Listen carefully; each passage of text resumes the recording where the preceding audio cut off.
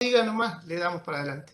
Perfecto, perfecto. Damos comienzo entonces a la segunda capacitación, al segundo módulo de capacitación de análisis práctico del derecho procesal, del Código Procesal de nuestra provincia, reiterando desde el Colegio de Magistrados de San Luis el agradecimiento y la gentileza de participar por parte del doctor Rubén Chaya y también la participación, la colaboración, el auspicio del Instituto de Capacitación del Poder Judicial en la persona del doctor Luis Martínez y la colaboración y participación y también ayuda permanente de la doctora Carolina Monterrizo, que siempre está ayudándonos, participando, colaborando con nuestro colegio. Así que te concedo la palabra, Rubén, para que demos comienzo a este segundo módulo.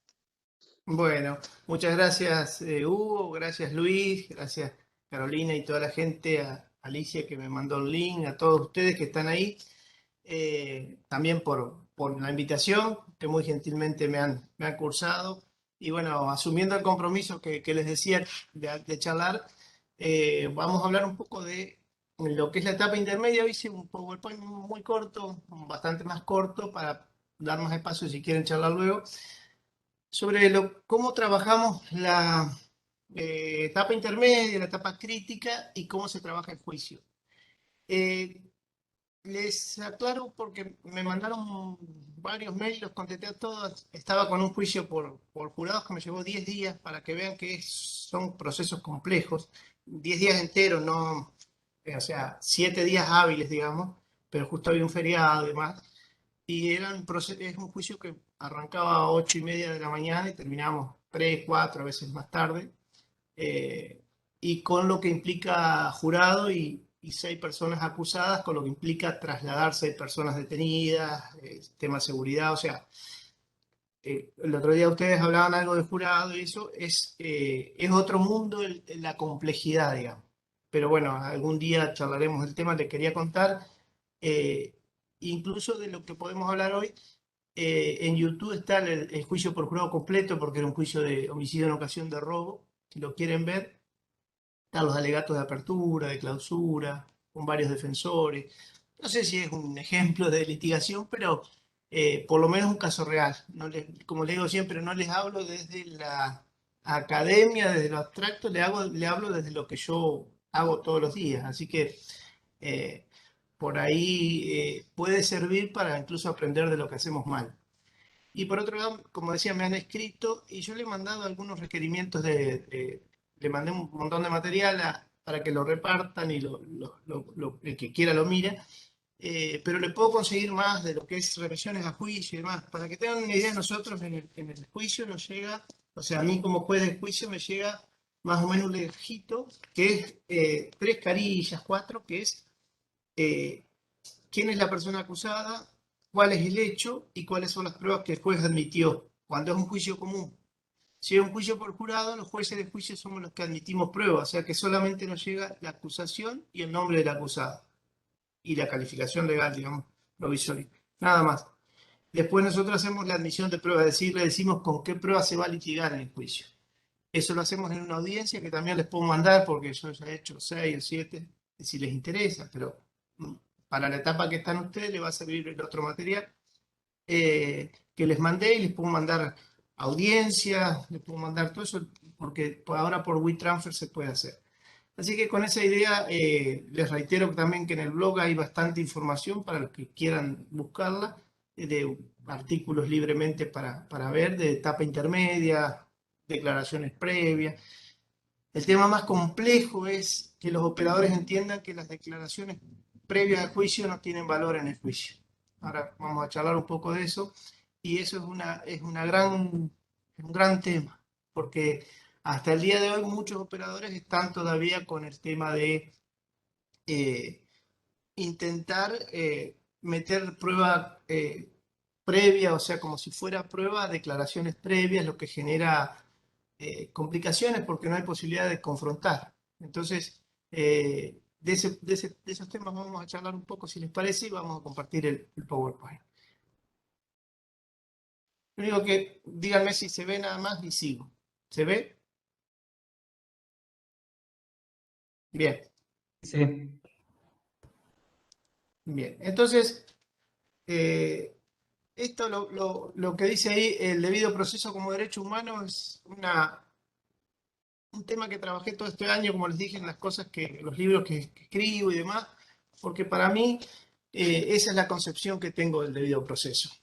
Sé que hasta ahora nadie lo plantea en esos términos, pero para mí eh, el debido proceso para las personas que están involucradas en el proceso, no solamente para el acusado, para el sospechado, para las personas, para las víctimas también, eh, tiene rango de derecho instrumental, de derecho humano, porque para mí muchas de las garantías se hacen posibles solamente con un debido proceso. Entonces, para mí es un derecho humano instrumental, eh, sin el cual, por ejemplo, la libertad, el derecho a no ser juzgado por lo que uno se piensa, el derecho a no tener injerencias arbitrarias, no se podría hacer efectivo. Entonces, me parece que tenemos que empezar a darle el lugar que corresponde al debido proceso, no como una materia accesoria que solamente le dedicamos una sola materia en la facultad y luego vamos mirando cómo sale el tema. Para mí es un error que las facultades tengan tan poca formación en el proceso y en la práctica profesional.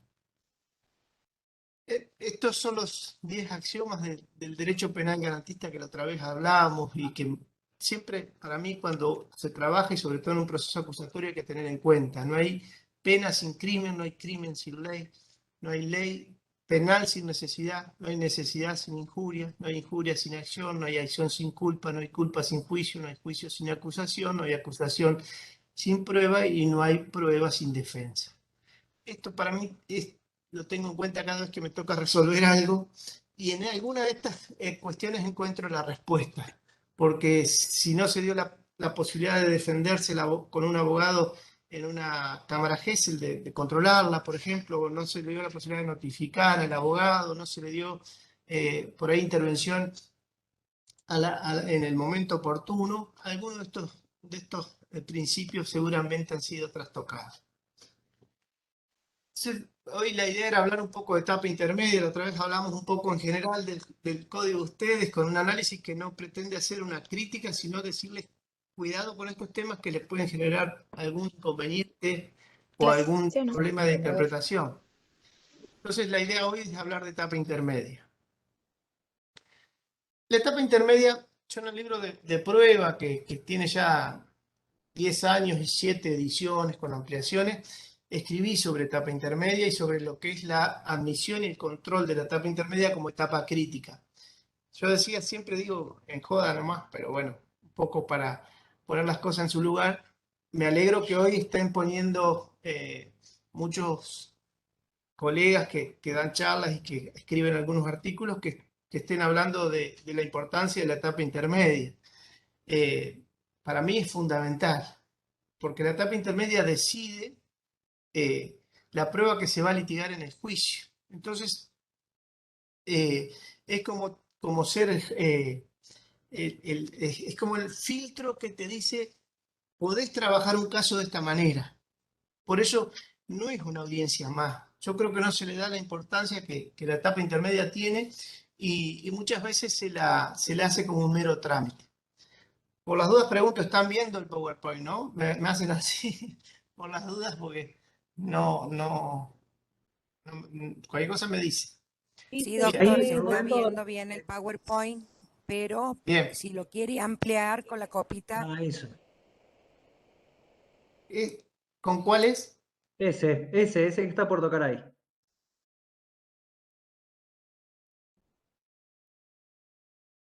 ¿Ahí? No. Acá toco como si fuera el F5, pero no me da bolilla. Ay, me dio bolilla. Perfecto. Ahora sí.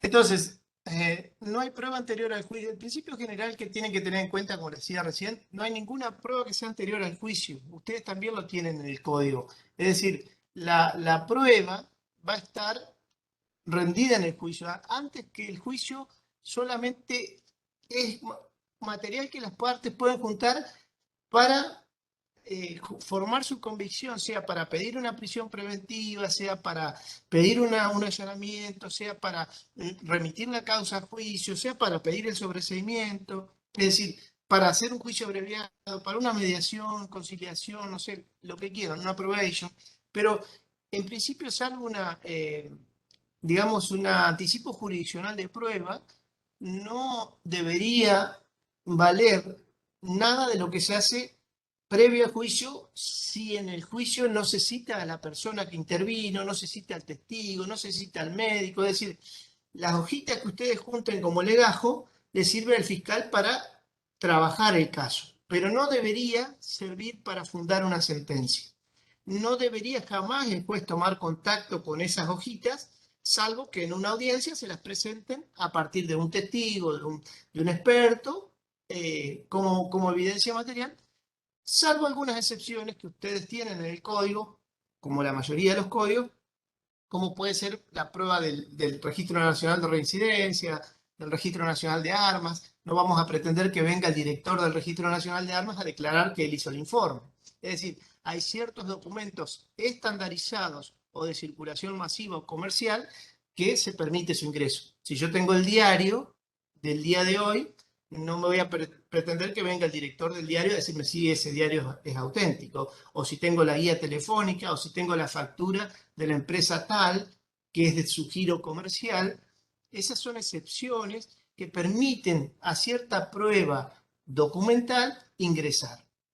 Entonces, el resto, aquello que implica acreditar ciertas circunstancias sobre los hechos o la forma en que se relevó información sobre los hechos, cómo se levantó un rastro, cómo se marcó una evidencia, cómo se hizo, eso necesita que venga el testigo a decirlo cómo fue.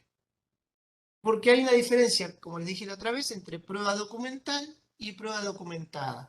Prueba documental es aquella que hace al objeto del delito, por ejemplo, el cheque, el pagaré y demás. La prueba documentada son actividades investigativas que han quedado en un documento, que puede ser un video, que puede ser una grabación, que puede ser una hoja, en donde se dice o se redacta qué es lo que se hizo. Se levantó un rastro, se allanó el domicilio. Pero esa no es prueba del hecho, sino que es prueba de actividades investigativas que necesitan que la persona que las hizo vaya a juicio. Entonces esto es muy importante distinguirlo, y después puede haber evidencia documental demostrativa. Por ejemplo, las fotos que tomo la escena del crimen, la filmación que hago de la escena, la filmación que hago del lugar de los hechos. Esa prueba, el PowerPoint, el gráfico, el croquis que me haga la persona que está a cargo de la inteligencia criminal sobre las llamadas telefónicas, esa prueba es demostrativa. ¿Por qué? Porque acompaña al testigo, le ayuda al testigo a explicarnos lo que hizo, su tarea. Pero no es prueba del hecho, no es prueba que ingrese sola, tiene que ingresar con la persona que hizo la actividad. Es decir, tienen que establecer ustedes a grandes rasgos que hay testigos, que pueden ser expertos o comunes, que hay prueba documental, que es aquella que forma parte del hecho, demostrativa, que es aquella que acompaña el testimonio del testigo. Dentro de la prueba material hay documentos y hay efectos. Siempre esos documentos y efectos tienen que ingresar con una persona que primero describe la actividad o describe el objeto, luego se le hacen preguntas concretas sobre lo que hizo y luego se le exhibe a ver si lo reconoce. Esa es la acreditación que se exige en un sistema acusatorio, en los términos que lo tienen ustedes también en el código, para trabajar con la evidencia. Eso lo vamos a ver un poquito en el juicio, pero les anticipo para que entiendan cómo razonarlo. Es muy sencillo, pero hay que cambiar algunos chips.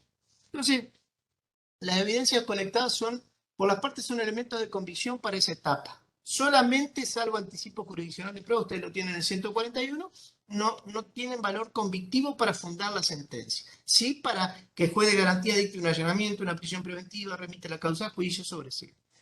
Las evidencias sirven, como dice ahí, para ese tipo de...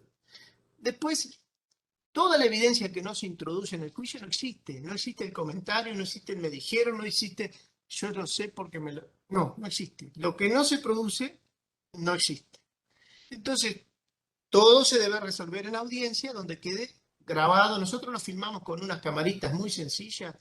No se crean que tenemos los videos de Hollywood. Ahora con los juicios por jurado se compraron tipo domos que van con un trípode, porque hay que filmar más o menos 6 lugares del recinto. Pero los juicios comunes los filmamos con una camarita de las que ustedes pueden tener en su hogar, como la que tenemos todos o teníamos antes de los teléfonos estos, y una persona que va señalando quién habla. O sea, está atrás.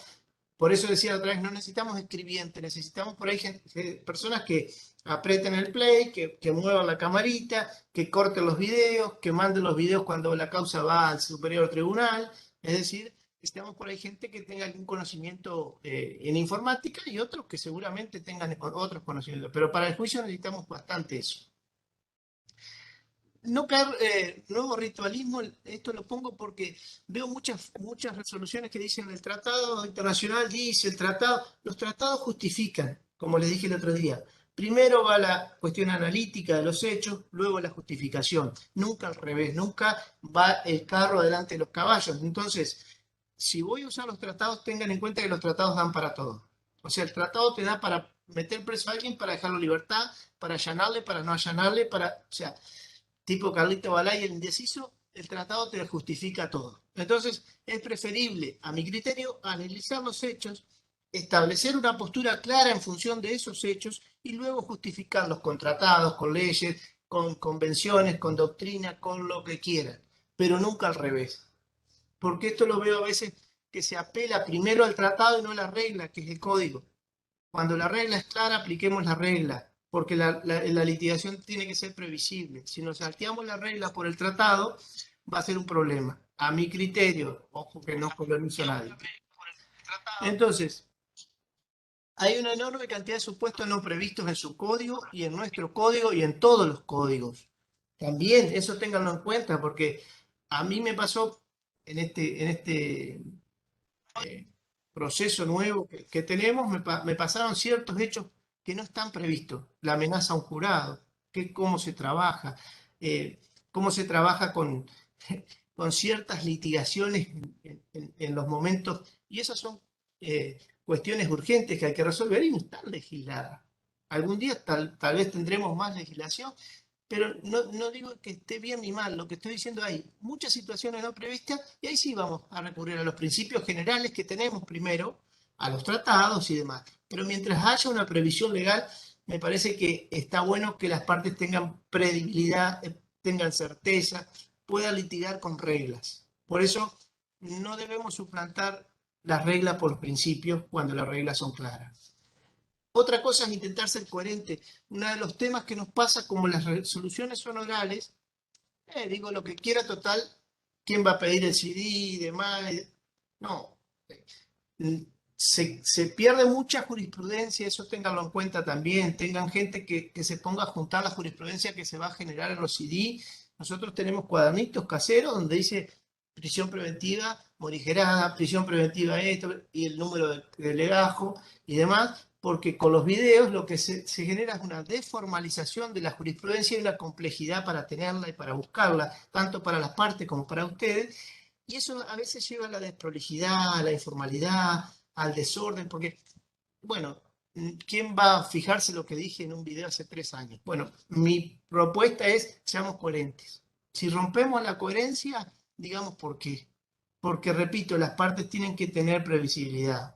Entonces, más cuando estamos en una cámara, que lo que proyectamos tiene impacto sobre una jurisdicción importante y sobre el futuro, bueno, seamos coherentes. Lo mismo el Ministerio Público Fiscal cuando pide algo que tenga coherencia en el manejo de los casos, y lo mismo los defensores.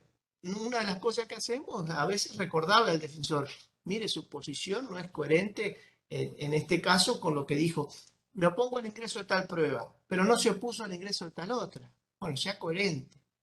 ¿Cuál es el efecto? ¿Cuál es esto de argumentar oralmente ejercicio, pero manéjense a mi criterio con ciertos valores de coherencia, de respeto, de lealtad, y bueno, podrán equivocarse, pero no lo van a hacer de mala fe. Y eso también me parece que es importante, que nos miremos a la cara todos los que laburamos en esto y podamos decir, bueno, fue una equivocación, me olvidé, pero no, que no haya mala fe, porque para mí la mala fe hay que sancionarla en términos de proceso, ¿no es cierto?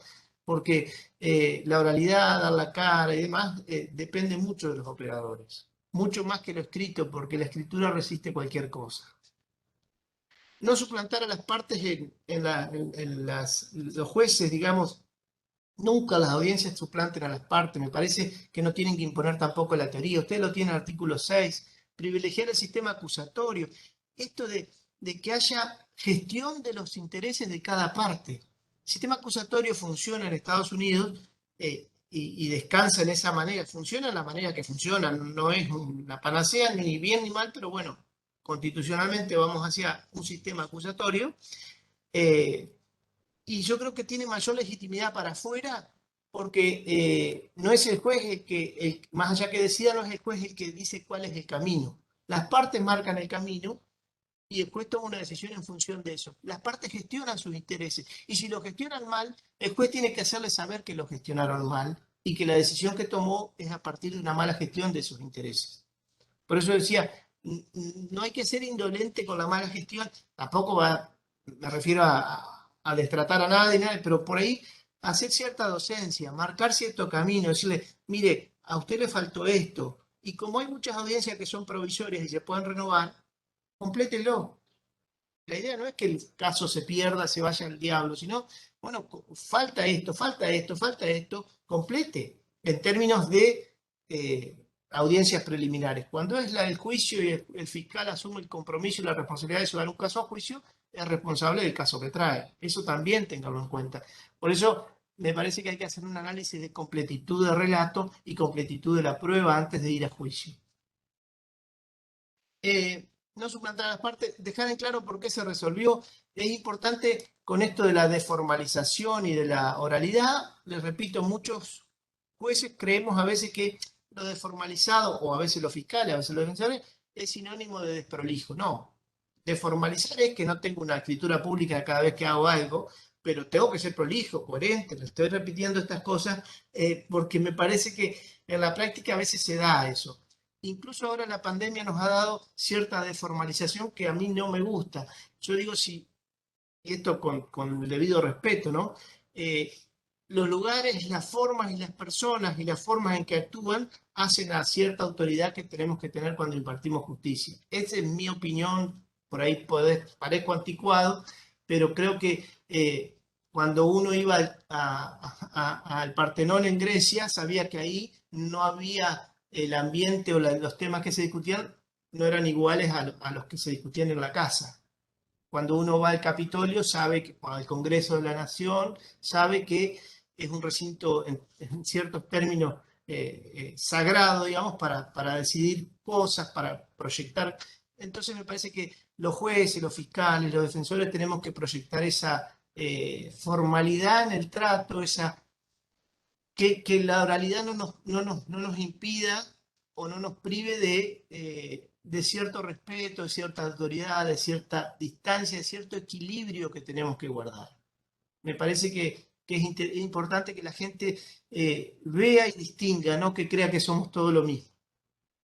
Porque si no, es como que no se distinguen los roles. Esto de que ahora en los sistemas acusatorios mixtos en general, el defensor espera sentado o esperaba sentado en la sala de audiencia y salía el fiscal y atrás del tribunal y después se sentaban, era como que el fiscal era parte del tribunal. Me parece que el sistema acusatorio tiene que dar señales claras hasta en lo gestual, en lo organizativo, de que las partes están en pie de igualdad. Y que el juez tiene que tener absoluto respeto por las partes, como las partes por el juez. Yo digo porque lo veo en la pandemia, la deformalización ha llevado a que por ahí se pasan algunas audiencias que hay abogados de jockey, de gorra, no sé cómo, o están así, o sea, no es que sea un pacato, pero me parece que hay que recuperar ciertas cosas también. Pero esto no tenía nada que ver con la charla, lo dije porque me pasó en una audiencia en el día de hoy que me pareció demasiado, digamos, demasiada informalidad. Pero bueno, el Zoom ha traído eso también. dejar en claro por qué se resolvió de este modo, es brindar razones, reafirmar el control horizontal. Esto quiere decir que las partes se tienen que controlar entre ellas y el juez tiene que decidir. El juez no tiene que meterse a controlar las cosas, a decir, antes de que sea llamado a resolver, a decir nada. Esa es la idea de control horizontal. Al costadito están los artículos que yo los vi en el código de ustedes, ¿no? Ser prácticos y concretos los jueces cuando resuelvan, porque les cuento que van a ser justos y todos, pero prácticos, concretos, no ponerse a leer tratados, obras y demás, ir al punto. Las resoluciones, por lo menos las que nosotros dictamos en una apelación, en una resolución que no sea una sentencia, no duran más de 7, 8 minutos. Y les digo, hagan el ejercicio de hablar 5 minutos fundadamente sin leer y van a ver que es eterno, que dicen todo. Por ejemplo, yo digo, bueno, de acuerdo a lo que he escuchado, he oído las partes, entiendo esto, por esto, y esta postura se condice con la postura que hemos tomado en tales casos, o que el Superior Tribunal ha tomado en tales casos, la Corte, pero no lo leo el caso, ¿verdad? Digo la mención, qué sé yo, caso, no sé, de los que le mandé, Egel, Urich, Cuesta, o sea, eh, si quieren dar la fecha, pero nada más que eso. No se ponen a leer todo, salvo que sea un párrafo concreto, pero si a las partes le dicen que no lean, ustedes tampoco se pongan a leer. Me parece que la resolución tiene que ser fundada, pero fundado no es sinónimo de extenso, de tedioso, de pesado.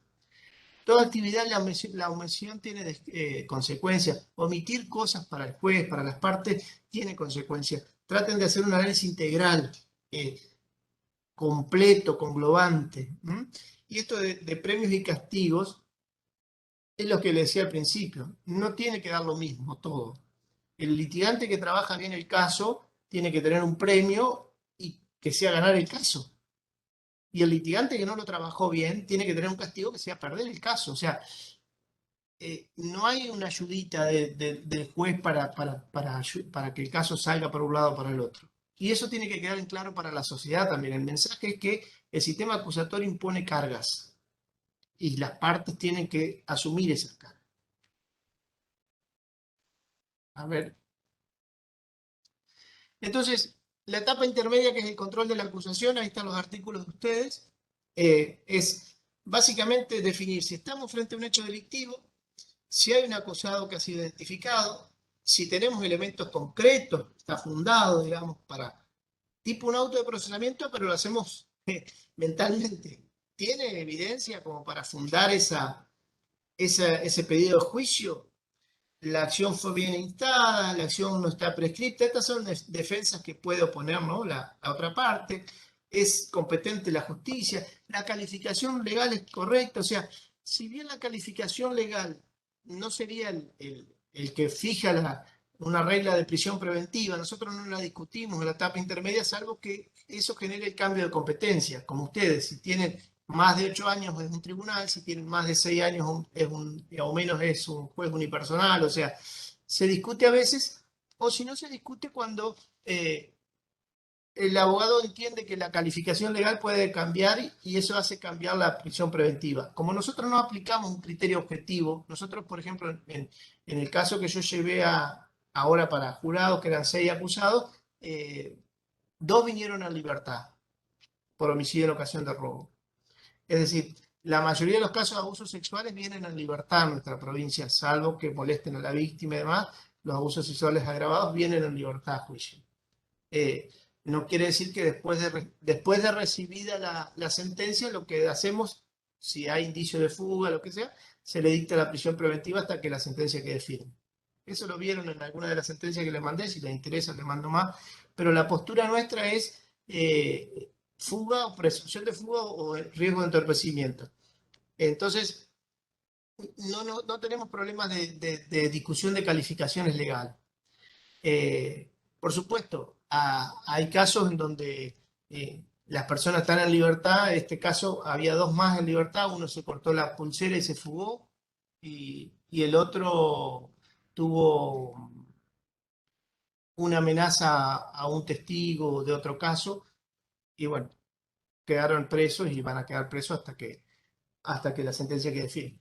Eso también un poco es así. En nuestra provincia el Superior Tribunal tiene una postura muy fuerte en favor de la libertad de las personas mientras están sometidas a proceso. No en todos los casos es igual. Los casos de violencia de género en general se trabajan con más prisiones preventivas, pero bueno, es un poco lo que sucede en el país, donde también se aplica una medida cautelar en forma tutelar. Entonces, la teoría del caso del fiscal tiene que ser una promesa creíble, fundada, un plan de trabajo, cuáles son los hechos y con qué medios los voy a probar. Básicamente, como el auto de la requisitoria fiscal, les dije que yo fui fiscal 5 años, nosotros hacíamos la requisitoria fiscal fundada, esto es básicamente eso, con algunas modificaciones. Pero básicamente eso no le va a cambiar al fiscal. Lo que sí le va a cambiar es que no hay pruebas de oficio, no hay instrucción suplementaria, no hay nada. Entonces lo que él haga ahí es la última palabra sobre el caso. Salvo que en el caso se dé prueba nueva, un supuesto de prueba nueva a partir de hechos nuevos o de información nueva, pero es muy difícil que los jueces también le den la posibilidad de ampliar la prueba. Entonces, hay un juicio de la acusación que lo que hace es equilibrar la cantidad de información que van a tener las partes. Es decir, cómo se va a litigar y con qué prueba. Entonces, yo he desarrollado, como les dije, hace casi 10 años, lo que he llamado el test de pertinencia directa. En los casos donde se litiga con jueces técnicos, este test es perfectamente aplicable, lo tienen en mi blog, está en algo que se llama etapa intermedia o etapa de acusación. Hay 2 artículos, uno que es para juicio por jurado, otro para juicio común. Esto está ahí y está en el libro de prueba, en todo lo que he escrito. Como les digo, ahora se han dado cuenta que esto es importante, por suerte, y lo han incorporado a los códigos. Antes no estaban los códigos, cuando lo escribí tampoco estaban los códigos. Ustedes lo tienen en el 169 al 173.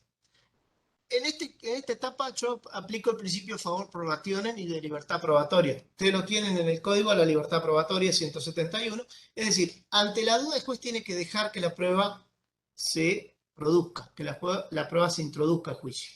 Esto se llama principio favor probationem.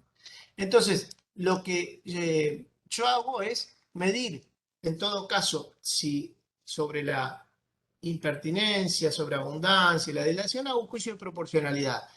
Mido el valor probatorio de la evidencia y veo cuál es el daño o el riesgo potencial de daño que tengo. Esto es muy sencillo de hacer. En general, las evidencias se aprueban, salvo que haya 10 testigos que digan lo mismo, o salvo que se viole el principio de confrontación, que es lo que decía hoy. Si quiero introducir todas las actas que hizo el policía cuando fue al lugar, le digo, no, las actas no, que venga el policía. Y si no se acuerda, trabajamos las actas como declaraciones previas. Hay un artículo también en mi blog que se llama Uso de declaraciones previas, si les interesa. Entonces, ¿qué es lo que voy a excluir? La prueba ilícita y legal. Si quieren, algún día hacemos una clase de este tema que también tengo escrito ahí, lo charlamos, no hay drama. La prueba inepta, que es marcadamente inepta para el fin que se persigue, impertinente. La que es sobreabundante o acumulativa, 50 testigos para que me digan lo que me pueden decir 4, bueno. Lo que hacemos ahora es admitir condicionalmente. A veces decimos, bueno, te admito 4, pero si se me muere uno, si se viaja, bueno, te admito condicionalmente 2 más o 3 más, y si alguno de estos no puede venir, lo tenés al otro. Esta admisión condicional la trabajamos flexiblemente en algunos casos, sobre todo en lo de juicio por jurado, lo admitimos así, yo lo trabajo así y no tenemos drama, digamos. Si es dilatoria, es decir, si te voy a ofrecer pericias caligráficas, pericias de ADN, pericias de todo tipo, un informe al FBI como para demorar todo, bueno, che, mirá, no la necesitas. Sobre hechos notorios o acordados, si las partes se ponen de acuerdo sobre los hechos, por ejemplo, que el muerto está muerto, pero voy a discutir la legítima defensa, toda la prueba que tenga que ver con eso puede ser presentada, como lo llamarían ustedes, por lectura, si quieren ser acordada, o como hecho acordado y no presento prueba. A mi entender, hay que distinguir entre hechos acordados, o sea, acuerdos sobre prueba y acuerdos sobre hechos. Son 2 cosas distintas que acá en Argentina han empezado a hablar de este tema y lo trabajan como si fuera lo mismo. Una cosa es acordar hechos y otra cosa es acordar prueba. La prueba tiene que estar referida a hechos, claramente, pero cuando acuerdo prueba lo que hago es omitir la citación del testigo que la produjo. Si yo acuerdo que el oficial Benítez hizo el allanamiento y secuestró el arma homicida, y acuerdo que va a introducir que el arma homicida no está discutida, la voy a introducir, no lo llamo al oficial Benítez para que venga. Introduzco el arma como evidencia por acuerdo probatorio y el acta de secuestro si quiero, pero introduzco la evidencia sin que venga el testigo. Eso es un acuerdo sobre prueba. Ahora, que es que el fulano haya sido muerto con esa arma, es un acuerdo sobre hechos. Y eso hay que escribirlo. ¿Para qué acordamos la prueba o para qué acordamos los hechos? Entonces, a mí me parece que esas cosas hay que dejarlas bien claritas porque después nos generan problemas. Nos ha pasado, una cuestión anecdótica, que las partes han acordado hechos y después en el debate esos hechos resultan desvirtuados.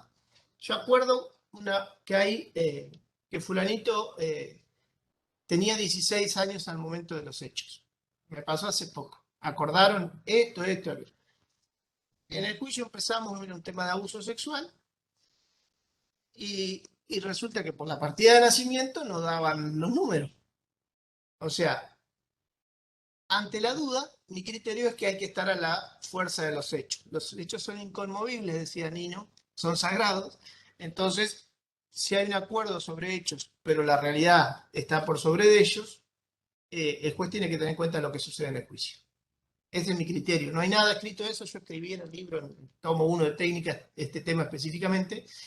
Nos pasó hace poco también un caso de un tiroteo de dos bandas, tiroteo de personas, en donde habían acordado cierta forma de producción de disparos y cuando vino el perito era distinto a lo que acordaron. También, si uno está por el acuerdo y dice, no, las partes fijan, no, las partes fijan los hechos en la medida que los hechos se correspondan con el debate también.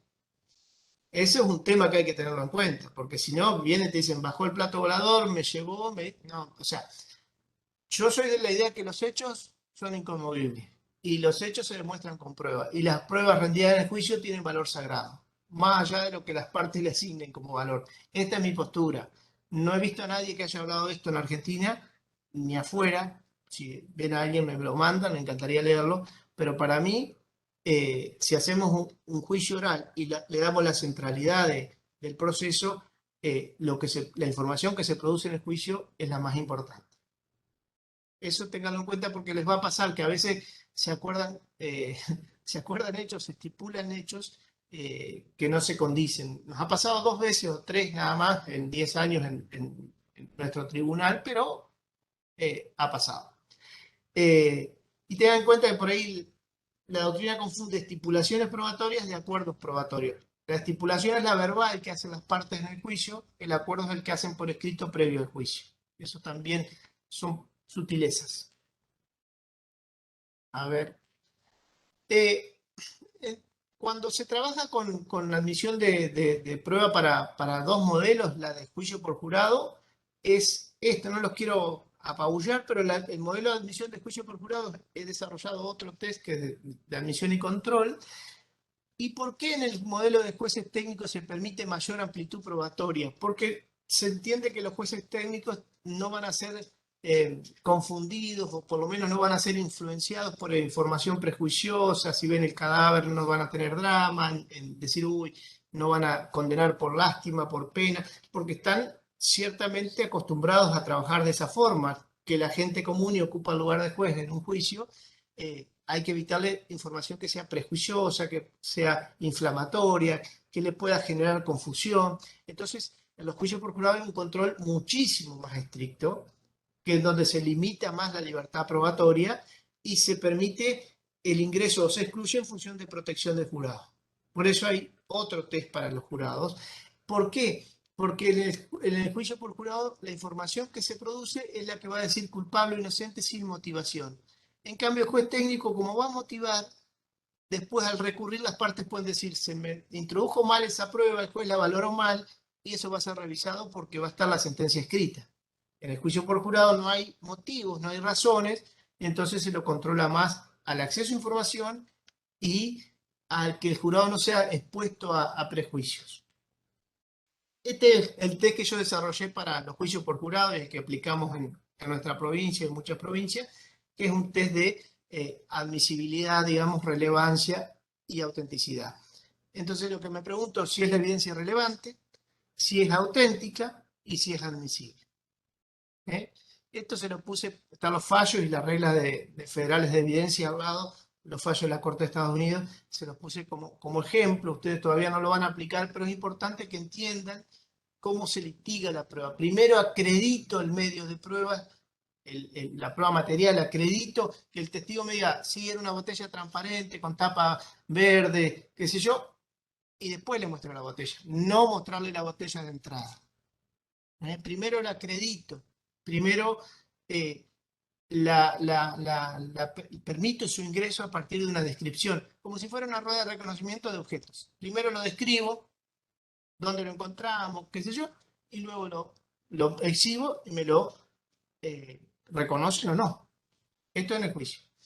Entonces las exclusiones probatorias del Código Procesal de San Luis, por lo que vi más o menos de analizar muy rápidamente sus artículos, es básicamente la prueba, como le dije, es impertinente, sobreabundante y demás. Y la prueba ilegal. La prueba ilegal es por la decisión de investigar si es ilegal, por la motivación de una decisión bien, pero está mal motivada, por la práctica ilegal de una decisión que está bien hecha o bien motivada, pero los funcionarios hacen una práctica excesiva, con abuso de autoridad, secuestran más, digamos, efectos o distintos de los que estaban, lo que generaría que el producto sea ilegal, o por el origen cuando la información es, digamos, francamente de dudosa credibilidad. Esta idea del llamado anónimo, bueno, podría generar este tema de los actos inválidos o ilegales. También yo le agrego el control horizontal. La prueba que se rinde en el juicio tiene que haber tenido control horizontal o tener la posibilidad de tener control horizontal con la citación de la persona que trabajó esa prueba anteriormente. Como les dije hoy, no hay ninguna información que vaya y entre caminando, no va a entrar la botella caminando, me la tiene que introducir el testigo, salvo que las partes acuerden que hubo una botella y se secuestró, me lo tiene que introducir el testigo. Lo va a introducir a partir de preguntas, siempre las preguntas. Las preguntas no son pruebas, los alegatos no son pruebas, las respuestas son las pruebas.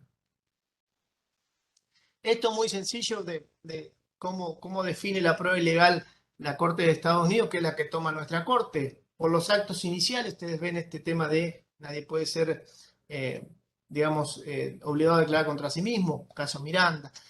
Por la investigación, cuando no hay causa probable y vamos de pesca y obtenemos información que después utilizamos, ahí tienen los fallos y demás.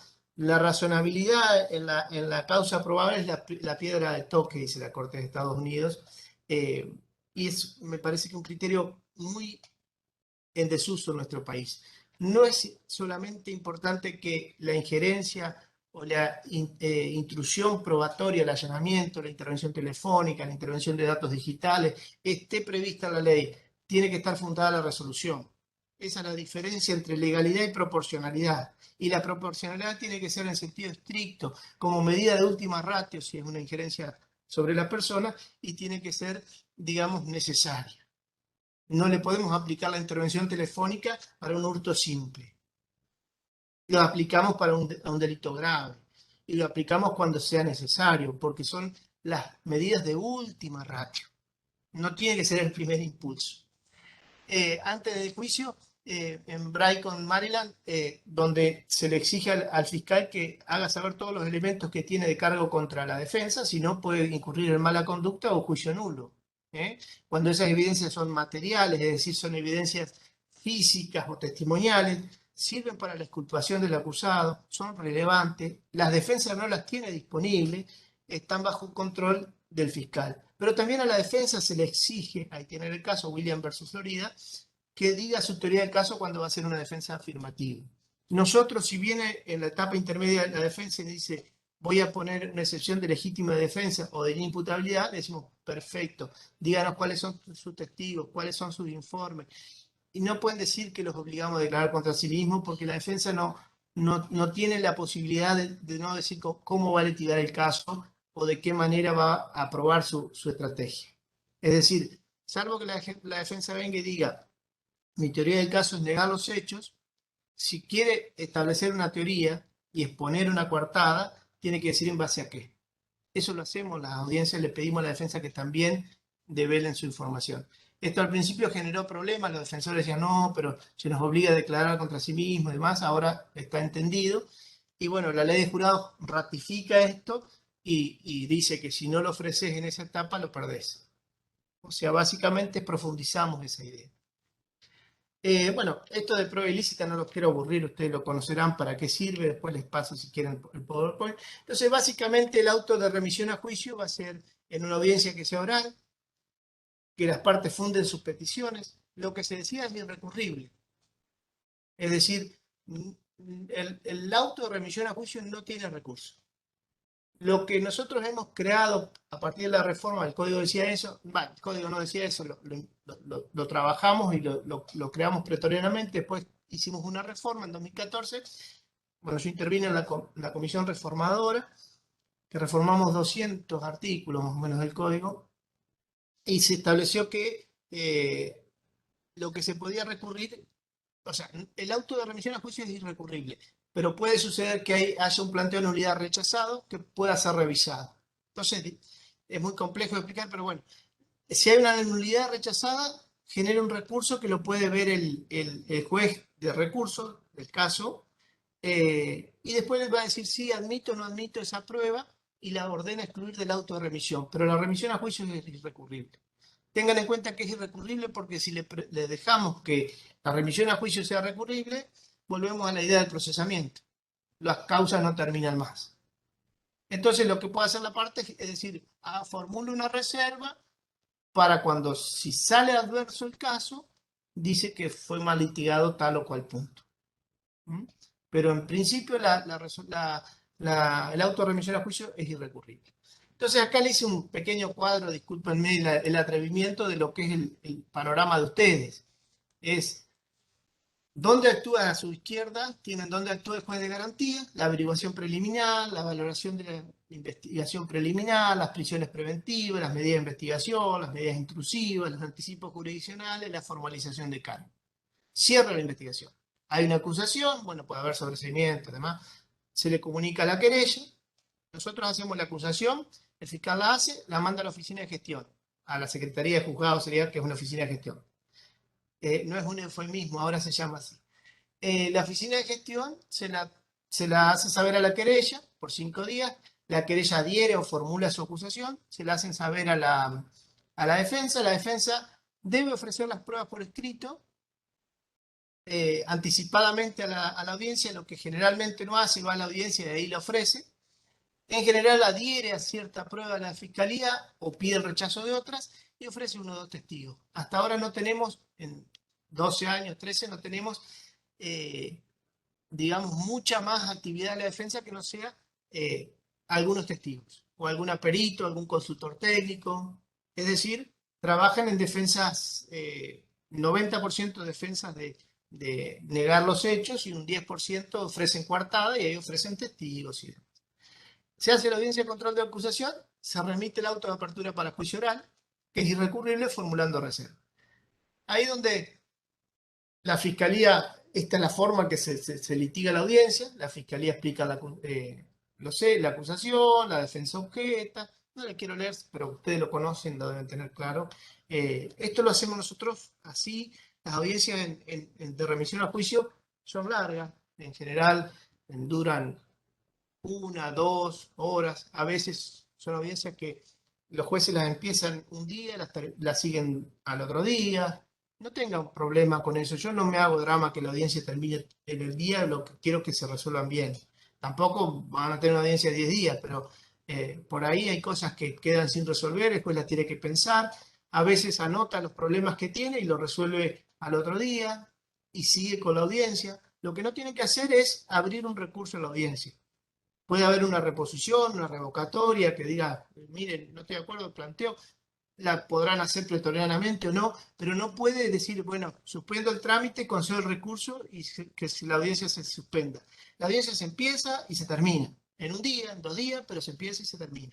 Y se resuelve. Y a partir de ahí podrán o no tener recursos, depende de lo que están resolviendo. Si es una prisión preventiva, o sea, si es la remisión a juicio, no habría recurso contra el auto de remisión a juicio. Esto ténganlo en cuenta porque si le abren el grifo a los recursos, van a volver al sistema anterior, las causas van a tardar años. Entonces, tienen que ser claros.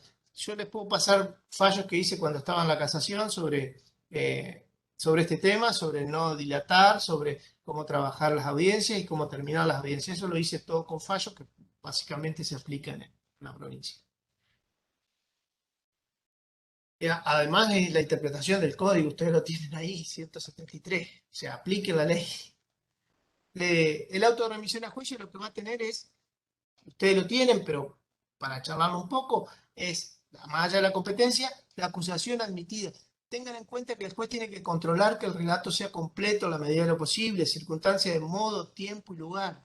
Que los hechos se dieron acreditados en virtud de ciertas pruebas, no es que van a hacer la prueba ahí, pero que tienen básicamente un fundamento, que bueno, que están los testigos, que hay huellas, que hay armas secuestradas, que hay un muerto, no sé, la autopsia. ¿Cuáles son las pruebas que se admiten? Va a haber pruebas de testigos, demostrativas que acompañen a los testigos y la material que pueden ser documental o objetos. Y ustedes tienen en el artículo, dice la mención de las pruebas rechazadas, los fundamentos del rechazo. Si bien está en el código, ustedes no lo voy a objetar, pero puede, a mi juicio, puede generar esto una contaminación del tribunal de juicio que ve ya una discusión previa sobre el tema. Nosotros no tenemos previsto esto y algunos jueces lo pusieron. Nosotros en las resoluciones le dijimos que lo omitan porque lo que generaba es que uno lee qué pasó antes y la idea es que no sepamos qué pasó antes, que vengan las partes y litiguen de cero. Pero bueno, esto ustedes lo tienen así que van a tener que poner cuáles fueron las pruebas rechazadas y demás. Ya les digo, para mí puede generar cierta contaminación. Y las excepciones a la oralidad, este es el punto neurálgico del juicio de ustedes, como el nuestro, como en todos, porque venimos de introducción por lectura. Esta especie de, como cuando íbamos a la iglesia, que éramos chicos, que el padre en un momento sacaba la hostia, hacía así, y la hostia se transformaba en el cuerpo de Cristo. Bueno, acá también traen las documentales previas, dicen incorporación por lectura y con esa sacralidad se transforman en testigos que vinieron y declararon en juicio y ya son pruebas. Ahora me explico. Las pruebas tienen que ser rendidas en el juicio. Tienen que ser producidas en el juicio. Salvo el anticipo de prueba. Tienen algo de actos definitivos o irreproducibles, dice ahí, que no, o irrepetibles. Yo creo que siempre, aunque sean definitivos y irrepetibles, tienen que venir con la persona que los produjo, salvo que haya un acuerdo de prueba. ¿Por qué? Porque volver a decir que hay actos definitivos y irrepetibles, volvemos a la instrucción escrita. ¿Cuáles serían actos irrepetibles? Ustedes fíjense que la memoria, que es una construcción, que le agregamos como Wikipedia de actos, la reinterpretamos y demás, es un acto irreproducible. Si yo les digo que reproduzca lo que dijeron ayer con alguien en una declaración, hoy la van a hacer distinta. Todo es irrepetible. Los minutos son irrepetibles, el tiempo es repetible o definitivo. Entonces, para mí, esa clasificación es un poco turbia. Lo que tendría que decir es, bueno, salvo el anticipo jurisdiccional de prueba, que puede ser una cámara GESEL, una videofilmación de un testigo que se está muriendo, que se va de viaje, una persona enferma terminal, lo otro tiene que venir el testigo y declarar en juicio. Haya hecho lo que haya hecho. Muy sencillo, pero el testigo está por irse, hágame un anticipo jurisdiccional de prueba. O sea, tengan esa visión. Ojo, el anticipo jurisdiccional de prueba recorta la confrontación en juicio, entonces hágalo cuando se necesite. Y cuanto más rápido llegue la causa a juicio, el testigo va a recordar más. Los escritos de descargo que hubiesen presentado los descargos en las declaraciones que hubiera prestado. Bueno, esto está previsto también en nuestro código. Para mí las declaraciones previas a los acusados son declaraciones previas. Deberían trabajarse en esa idea, pero de todos modos nuestro código también permite que se lean las declaraciones previas del imputado. Siempre y cuando haya declarado con un abogado, me parece que no pasa nada, más ustedes que tienen la formalización de cargo ante el juez. La prueba documental, informes, certificaciones, podrán leer. O sea, esto es lo que le dije hoy. Los informes, las certificaciones, no es necesario que venga el director del diario, el director del Registro Nacional de Residentes. No, la incorporan por lectura o lo que hacemos nosotros es que toda documentación que se exhibe, tenemos pantallas gigantes que han comprado ahí unos televisores enormes, se escanean y se muestran. Y eso lo hacemos mucho, incluso ahora para los jurados más todavía, con pantallas gigantes. ¿Por qué? Porque permite que el testigo señale, indique. Esto es importante para los fiscales cuando muestran los casos, que viene el policía y dice Cardinal Norte, no, ponele el croquis, que diga con un puntero, le damos un puntero, va señalando así, le vamos haciendo preguntas con eso, y es la mejor explicación posible. Y ahí, digamos, permite que la evidencia se vea. Entonces, tratamos de que no haya papeles, que toda la evidencia se escanee, las fotos se escanean, es un pendrive que se lleva, se les habilita para que vayan un día antes y prueben que ande todo, las escuchas telefónicas se pasan, no hay actas o sea, por lo menos en los juicios que nosotros hacemos, intentamos que todo se pueda ver y por todos. Esto me parece que es importante que lo trabajen así, porque después se van a dar cuenta que es mucho más fácil. Y las declaraciones de testigos anteriores que hayan fallecido, todo eso serían, como les da el código la posibilidad de introducirlas por lectura. Bueno, esto es una facilidad que tienen ustedes, podrán usarlo o no, pero lo cierto es que si el testigo está vivo y demás, es carga de la acusación o del que lo ofrece hacerlo comparecer. Nosotros, quien ofrece los testigos los hace comparecer. El tribunal no cita a nadie. Y en 12, 13 años que lo hicimos pretorianamente, también esto por algún fallo, nos anda bien así. Es decir, le piden al tribunal que cite a aquel testigo que, por ejemplo, es renuente o necesitan un oficio y demás, pero lo hace todo la fiscalía o la defensa, citan por medio de la policía a sus testigos, o por medio de los clientes, o por medio de WhatsApp, no sé. Pero nosotros, todos los casos que tenemos, yo acabo de hacer un juicio con 36 testigos, no citamos ninguno nosotros. O sea, es como que al principio costó, pero después se aceitó el tema y eso logró que las partes traigan los testigos que necesitan, no los 50 y pico de testigos que después te desisten 10 y te dejan un hueco de audiencia. Bien, en el juicio, ¿cómo se trabaja el tema? El auto recibe el tribunal recibe el auto de remisión a juicio del juez de garantía, fija la fecha del debate. El debate empieza con un alegato de apertura del fiscal y de la querella si hay, y la defensa es optativo, lo puede hacer o no. Generalmente dicen algo, es importante que la defensa diga algo. Se produce la prueba primero de los testigos, el examen es no preguntas sugestivas, algo que el testigo sea hostil. Hostil es el testigo que viene, pasa mucho en los casos de violencia de género, la mujer que después acompaña al victimario que no quiere declarar, entonces pedimos autorización para declararla testigo hostil. Hay que tener cuidado porque no hay que ejercer sobre la víctima violencia institucional. Entonces yo lo que les exijo es que trabajen con prudencia. Testigo hostil les dejo que permiten sugestivamente, pero no tratarlo hostilmente. No sé si me entienden la diferencia.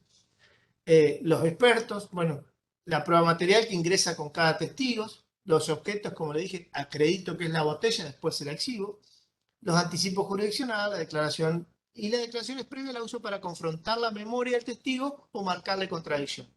Nosotros cuando un testigo nos quiere declarar, se hace realmente, le hacemos marcar al abogado el pedazo de la declaración que se contradice con lo que dijo ahora o que no se acuerda, se lo hacemos leer en voz baja al testigo y después le hacemos al abogado que pregunte. Y el testigo responde lo que dice ahí. Si no responde, o dice no se acuerda, o con evasiva, le permitimos al abogado que lea ese fragmento. Y eso se incorpora como parte de la declaración si el testigo reconoce que es su firma, que lo declaró antes. Esto es importante en muchos casos donde hay disputas familiares que después no quieren declarar contra otro, por un montón de motivos. Después vienen los alegatos y ustedes tienen la cesura de juicio, que es un juicio posterior, que está muy bueno eso, que primero se discute la culpabilidad, después la cesura. Me parece muy linda la idea y a nosotros lo tenemos previsto como optativo, nadie lo hace optativo, muy pocas veces, con lo cual los juicios son enteros. El juez solamente dirige el debate, no hace preguntas y mantiene el equilibrio de los espacios. Entonces, desde el hecho, que es un recorte de la realidad, la denuncia, la IPP, la imputación son recortes, recortes y más recortes. El fiscal tiene que ver dónde recorta para no errarle. La etapa intermedia y el juicio, que es la producción de la información de ese recorte. ¿Mm? Bueno, esto es todo. Si quieren, charlamos un poco después de cómo es de fragancias. Si quieren, charlamos un poco de esto ahora y después de lo otro, como les parezca. Espero que les haya agradado un poco. Es medio pesado, pero bueno, es extenso. Muchas gracias, Rubén. La verdad que es clarísimo. Uno repasa con la simpleza a veces que explicas las cosas y da mucha más confianza. Parecen cosas sencillas, pero uno se los repregunta todos los días y en mi caso, cuando hablo con fiscales, ahí lo veo a Jorge, siempre nos hacemos algunas preguntas, más le tenemos miedo a estas cosas prácticas y bueno, sirve mucho tu experiencia para marcar. ¿Este PowerPoint lo podrás enviar después en Sí. particular? El otro se los mandé, le mandé todo. Y le mandé muchísimo material. No Perfecto. sé si le llegó, pero le mandé mucho, creo que sí. Le mandé 2 veces, ahora le mandé modelos y escritos y demás. Pero no le tengan miedo Perfecto. a la práctica, porque la práctica es lo que te da herramientas. A mí me encanta escribir, me encanta investigar, pero lo que me da los cuadernitos que escribo, estos cuadernitos son los que llevo a juicio y voy escribiendo las ideas que me surgen cuando veo los problemas. Como les dije el otro día, o sea, si vos ves, si ustedes ven, perdón, acá tengo el nombre del último caso que tuve y todos los problemas que se me iban surgiendo, problemas para escribir, para pensar, o sea, eh, qué sé yo, acá, cosas de inicio, qué quiso decir, qué no quiso decir.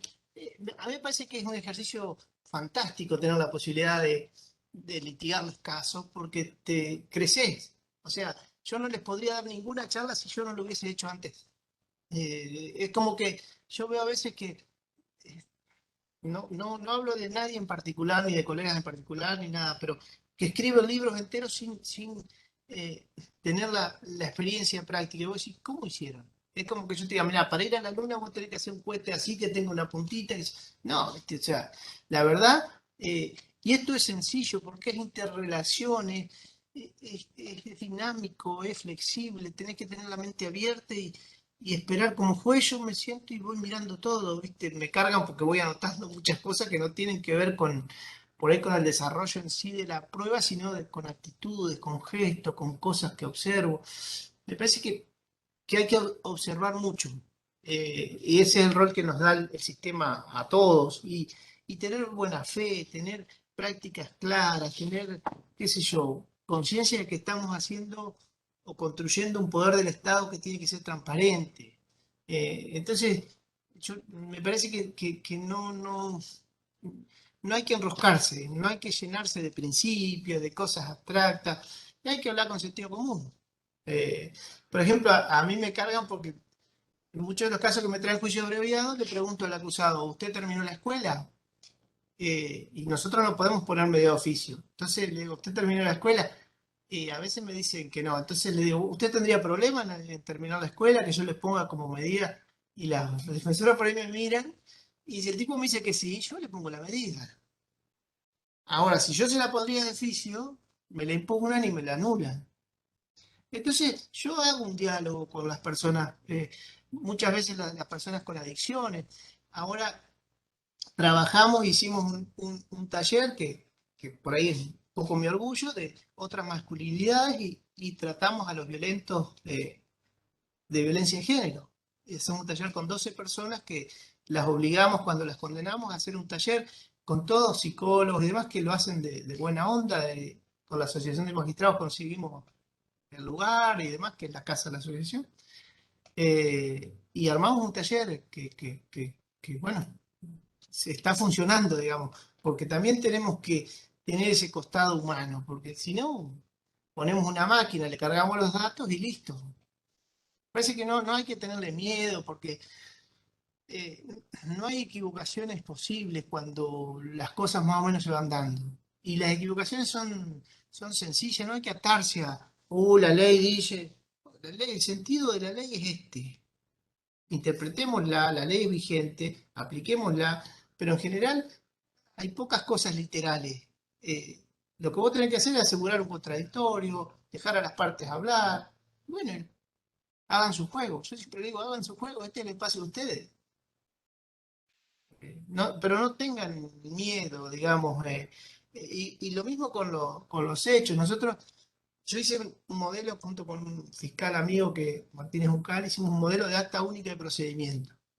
Porque antes se hacía un croquis, un acta, un esto, un aquello, 15 cosas. Una acta única de procedimiento donde hicimos como 5 páginas donde al policía le íbamos poniendo todo para que en esa acta única de procedimiento esté, desde el homicidio, el que sea, diga qué tiene que ir a hacer, que sea como una guía. Entonces le dijimos a la policía, usted no haga nada, haga esto, hermano. Bueno, no hicieron nada literalmente, no teníamos nada. Entonces pues hacíamos reuniones y decíamos, no haga nada, quiere decir, haga esto. O sea, porque también la policía a veces es indómita como trabaja. Al principio era una tensión bárbara, porque estaban acostumbrados al juez de instrucción. Yo fui juez de instrucción, así que estaban acostumbrados que le digan todo lo que hacer y qué sé yo, y el llama. Bueno, después es como que el fiscal era como un juez devaluado. No, estamos esperando el juez. No, trabaje con el fiscal. Bueno, ahora el fiscal es reconocido, o sea, todos esos temas los van a tener. Sería hipócrita si les digo, no, la policía está chocha que tiene 10 patrones para darles órdenes en vez Sí. de un juez de instrucción. O sea, todo eso lo van a tener. O por ahí vienen Nosotros, fiscales, hubo un cambio generacional fuerte también, vienen fiscales jóvenes y la policía dice, ¿qué me va a mandar este chico o esta chica? También todo, o sea, esas cosas pasan. Un yo tiempo pasan estoy hasta que... trabajando algunas cosas con el Ministerio de Seguridad y hablando esto de los formularios. Estoy siguiendo algún patrón parecido a cómo lo resolvió México con el protocolo del primer respondiente, que se llama, y el informe policial homologado, porque acá la policía se está preguntando, dice, bueno, yo abandono el sumario policial, pero ellos están formados en esta cosa de Sí, sí. escribir y dar cuenta de todo lo que hacen. Entonces, sentimos esta misma necesidad recíproca, porque el policía va a trabajar con el fiscal, pero después el fiscal es el que tiene que reproducir ante el juez una serie de cosas, entonces hay una idea de un lenguaje común cuando vamos que un policía en cualquier comisaría o jurisdicción trabaje de la misma manera, porque el procedimiento y la forma de acreditar cómo intervino, la fuerza que utilizó, los lugares que inspeccionó, tienen que estar informados de la misma manera. Nos pareció muy interesante la creación de ciertos protocolos, al menos para minimizar el error del abordaje, minimizar el error de interpretación, Sí, encontrar información común que el fiscal luego va y busca porque está tabulada en esos informes. Parecen informes retondos que uno los mira y dice, ¿cómo? Al policía le pregunta, ¿usted fue y tocó el timbre? Y pone con una cruz. Parece una tontera, pero minimiza un universo de errores que se cometen porque no saben si lo hizo o no lo hizo o cuesta reproducirlo. Entonces, bueno, estamos trabajando con esa idea de un nomenclador único, un lenguaje común con la policía, un informe policial homologado. eso Así está que bueno, bueno. vamos por ese Y camino. ya te digo, si tenés una posibilidad de hacerle una suerte de acta única, como nosotros le llamamos, pero muy casero, en donde el tipo tiene todo. Desde con quién se encontró, hacer un croquis a mano alzada, cuáles son los testigos que encontró, con quién se entrevistó, mínimamente qué dijeron, una descripción, y todo eso lo hace a mano alzada y ya lo hacen ahora, lo hacen al toque. O sea, y después cuando va a declarar a juicio esa persona, que es el oficial generalmente que está a cargo, dice, bueno, yo fui, hice el croquis, que yo se le exhibe el croquis, ubica en el lugar, dice, vino el criminalística y sacó fotos, se lo trae el de criminalística, muestra la foto, después viene el médico forense y dice, yo hice la autopsia, muestra la autopsia. O sea, los juicios son muy sencillos, no son complejos. O sea, yo tuve hace poco juicios de temas económicos, de quiebras y todo eso es complejo para nosotros. Pero lo otro, los delitos de cuerpo a cuerpo y demás son más sencillos. Estamos acostumbrados a litigar. Así que está muy bien que hagan esto que están haciendo, Luis, porque ya te digo, la policía tiene que tener instrucciones claras. Por su formación y su dependencia jerárquica, tiene que tener instrucciones claras. Lo peor que le puede pasar al policía es llamar a un fiscal y que el fiscal diga, "Ahí, bueno, vamos a ver qué hacemos, sí, no, haga esto, esto y esto". Por eso tiene que tener 3, 4 instrucciones para todos los casos y después especiales si van a hacer un protocolo de abuso, un protocolo de abordaje de homicidio. Eso después lo van a ir viendo de acuerdo a los delitos, pero tienen que tener 3, 4 instrucciones para hechos graves claras. No sé si tiene alguna pregunta. ¿Querés que hablemos No, de fragancia? hay dos Sí, sí, antes de Jorgito, pasar dale. a flagrancia, lo que me parece muy, muy auspicioso y muy importante es el tema de que tanto la fiscalía como la defensa hagan comparecer a sus testigos al juicio, porque eso ya sea a través de la policía, pero que directamente haya una interrelación de manera tal de que, bueno, los jueces de garantía no, pero por lo menos que ellos le garanticen al juez del juicio que van a ir con los testigos que interesan a cada una de las partes y que, por supuesto, fueran previamente acordados o concedida la participación con el juez de garantía. Eso me parece que realmente para nosotros acá sería un importantísimo avance, porque yo veo cuando hay juicios orales, todo el movimiento de la maquinaria, la cantidad que se es mucho mejor si los pueden hacer ir los propios abogados, ya sea de la acusación o de la defensa. Eso me pareció muy interesante como ustedes lo tienen implementado. Nosotros lo hicimos así. Yo me acuerdo que lo sacamos como una propuesta bueno, yo la propuse en su momento y la motoricé, porque yo lo que veía que las partes ofrecían, el fiscal ofrecía 50 testigos, después iban 15, iban 14. Entonces cuando le dijimos, no, usted tiene que gestionar los testigos que va a traer, empezó a traer los que precisaba. Y empezaron a no suspenderse o a no desistirse tanto. Porque mientras era trabajo del otro, y bueno, que vaya el policía, notifique, el testigo viene, no, no lo preciso, pero el tipo estuvo todo el día ahí.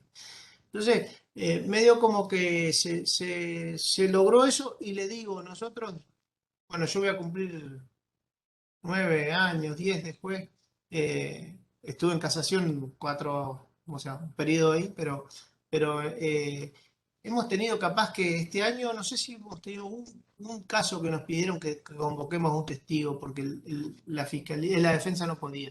Pero en general los traen ellos y traen los testigos que les importan. Eh, y le digo, la mayoría de los casos nosotros los hacemos 4 o 5 días, nos duran los juicios. Tenemos, hoy se hizo una audiencia de admisión de un juicio por homicidio, de jurados también, pero es más o menos lo mismo, y 34 testigos son. Habían ofrecido 50 y pico, 54, 55, quedaron en 34. Se admitieron 34. Y claro, muchos casos tienen muchos testigos también porque en la investigación intervienen muchos policías, porque la mayoría de los casos no tienen testigo directo. Entonces, el que te analizó la huella del zapato, el que te analizó la huella de la caja que llevaron para ingresar, el que analizó los rastros de ADN, el que analizó la sangre, y esa gente declara.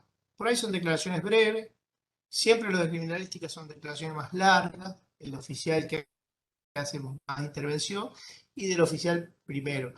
El consejo por ahí que les doy a los fiscales que organicen los casos para presentarlos cronológicamente. No hagan como esas películas que empiezan por el final, después van y vienen que nos perdemos. No, el tipo que llega a la escena, el tipo que que van deshojando la cebolla hasta llegar al centro. O sea, organícenlo al caso, no me parece que eso es importante, porque cómo presentan la información también es lo que te da la posibilidad de analizarla. Entonces, tienen que tener un crono, así como los de criminalística rastrean o rastrillan la zona siguiendo las agujas del reloj. Bueno, la presentación del caso me parece empezando por el oficial que llega, el que pide auxilio, el que llama a la policía, o sea, hagamos la historia. Hagamos la historia. La historia no solamente tiene que ser información, tiene que ser persuasiva. Es información más persuasión. Pero bueno, me parece sí que les puede servir. Por ahí me van a retar los fiscales que lo diga, pero qué sé yo, me parece que hace un trabajo responsable también. Cada cual cite, ¿no? No sé, Luis, ¿quieren hacerme preguntas? No tengo drama de Sí, contestar lo no, que sea. Sí. no, Les- cierro. Antes de entrar a la flagrancia o fragancia, sí, término difícil, siempre que vengo a la misma alegoría, en definitiva, esto es como la representación de un duelo, en un duelo representado como lo conocimos en cualquier película o en la historia desde la antigüedad, en cualquier cultura, el duelo suponía un derecho de dos partes a debatirse, pero también había reglas que para el caso es el proceso o el código, pero finalmente quien gana es quien adquiere la mejor destreza para el uso del arma que va a emplear. Entonces, este sistema es un sistema que está pensado en definitiva para la destreza del arma. Es decir, si fiscales y defensores no se entrenan en la destreza del arma, pueden tener a sus espaldas el mejor derecho, pueden tener las mejores reglas que le propuso el padrino del duelo, pero la destreza finalmente es la que te va a llegar a un buen resultado. correcto, correcto, totalmente de acuerdo. Entonces, esta es interesante porque está haciendo la idea de destrezas.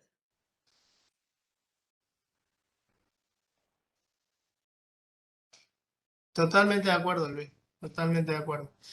Sí, sí, van a tener que, Bueno, aparte, hoy es sencillo mirar porque ya les digo, si quieren les paso el último juicio que hice yo, está en YouTube, o sea, no digo que lo has hecho bien, está, pueden, mejórenlo, porque se hace lo que se puede, digamos. El juez me pregunta si puede hacer preguntas aclaratorias. En nuestro sistema no se puede hacer preguntas aclaratorias. Creo que yo se lo pegué por ahí que dice que el juez no puede hacer preguntas. No recuerdo bien si aclaratoria sí o no el código de ustedes, lo miré el otro día, pero en principio en nuestro sistema no puede hacer ningún tipo de preguntas. Lo que sí hacemos alguna pregunta cuando no se escucha bien, cuando no se oyó bien, cuando el testigo habla entre dientes, sí hacemos qué dijo, eso sí. Ahora, la pregunta aclaratoria en general es para condenar. Ningún juez pregunta aclaratoriamente para absolver. Entonces, cuando se sacaron las preguntas aclaratorias es porque en caso de duda hay que absolver. Entonces, es como la instrucción suplementaria, la pregunta aclaratoria. Les digo, el fiscal tiene que armar bien el caso, armar bien la historia. Eh, Les podría dar 10 ejemplos de los últimos casos que hemos tenido que hay cosas que no te cierran, que hay cosas, pero bueno, lo que también uno como juez va es al núcleo del hecho. Por supuesto que hay muchos detalles que no lo van a poder ni siquiera probar. Por ahí lo argumentan y no lo van a poder probar. Pero si está el homicidio, si está la prueba de que fue el homicida y algunos detalles que puedan quedar, circunstancias del hecho que puedan quedar sin comprobar, bueno, la valorará el juez y verá. Pero el núcleo del hecho es lo que define el caso en general. Hace un tiempo nos pasó un caso de abuso, que había prueba de, por lo menos para el abuso, había justo una testigo presencial que nunca hay, una menor y demás, y el hecho de cómo había ingresado a la vivienda no fue probado como el fiscal dijo, pero el abuso estaba. ¿Y qué vamos a decir? Ah, no probó que rompió la ventana. Porque a veces se les pasa alguna circunstancia, pero si la persona está abusada, si tiene rastros de abuso, si había una testigo hasta presencial, ¿qué le va a decir? Ah, no probó. Bueno, ingresó. ¿Cuál es el núcleo del hecho? Que no había consentimiento. O sea, no sé si me voy al tema. A mí me hubiese encantado hacerle preguntas de cómo ingresó, pero bueno, a veces en la tarea de juez uno también tiene que ver lo que decía hoy, el sentido común, la razonabilidad. No le voy a decir, no está probado el abuso porque no me probaron que entró por la puerta. No sé, me parece que En eso sí, los fiscales tienen que ser muy cuidadosos cómo arman las historias y que el hecho nuclear lo tengan atadito. Más allá de las circunstancias que van a ser el caso, pero no le pueden errar en eso, digamos. Bueno, no sé si hay alguna pregunta, no veo ninguna otra, pero la Estaba idea por que tenía que ahí el código de ustedes dice, una pregunta de Cecilia. No, perdón, Rubén, te interrumpí. Era sobre una pregunta de Cecilia Mitiauk referida al juez de la cesura, si era el mismo o era distinto. El código es el establece, mismo. entiendo que es el mismo. Sí, sí, sí, porque es el juez que tiene la inmediación. No pueden cambiar de juez, eso sería un problema. Lo que nos ha pasado a nosotros en casación, que han confirmado la calificación legal y han mandado a hacer una nueva cesura. Y ahí apartan al tribunal y le hacen hacer una nueva cesura a otro tribunal. Eso, la casación positiva lo ha hecho así, para no anular todo y hacer un nuevo juicio, porque dice, esto está bien, lo que está mal es la calificación legal y la pena, hagan lo otro con esta sentencia. Eso lo ha hecho la casación. Yo también lo hice cuando estaba en casación, 2 o 3 veces se ha hecho. No es muy común, pero me acuerdo de un caso de homicidio en ocasión de robo, que era criminis causa y pasó a homicidio en ocasión de robo. Me acuerdo en una corrupción agravada que pasó a abuso sexual. Esos casos me acuerdo. Y en un abigeato también. Hace poco nos pasó. Impusimos una pena y se nos dijo, no, la pena la declararon inconstitucional al mínimo del abigeato y nos mandaron para que hagamos nuevamente la pena. Pero solamente la pena, con otro tribunal. Pero Ah, yo quería hacer una consulta, que la verdad me quedé pensando cuando usted dijo que la documental era exhibida en juicio a través de unas pantallas que usted, bueno, recién comentó. Yo quería saber qué pasaba cuando la documental contenía datos sensibles, cómo se resguardaban esos datos.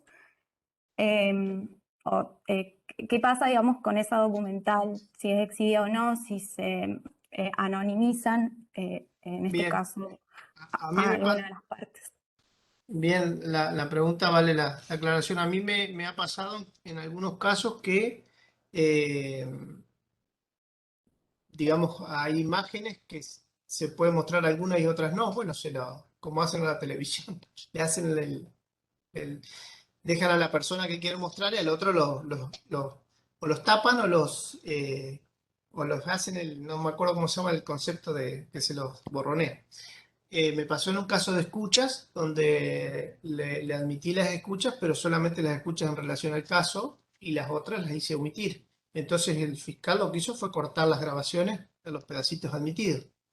Eh, Nos ha pasado en filmaciones también, que se corta la parte pertinente. Y después en otros documentos en general que recuerde, o sea, nos ha pasado más en documentos, filmaciones y grabaciones, pero me parece que si lo que se quiere es preservar, supongamos que sea una agenda que quiere mostrarse una parte, y bueno, lo otro se testa. Se saca una fotocopia y se testa y se muestra eso. O sea, no hay problema con eso. eh, no hay drama, digamos. Ahora, lo que sucede muchas veces, que nos pasa ahora con los juicios por jurados, blurean, dice ahí, tiene razón, no me acordaba. Los juicios por jurados es que las víctimas exponen adelante de los jurados los hechos. Esto sí nos ha generado planteos de las víctimas que no quieren exponer.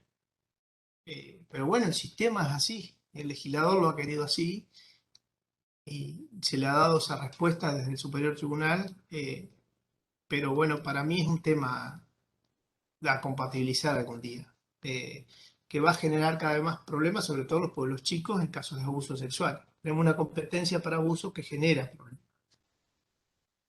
Muchas Digo para el gracias. jurado. Está bien.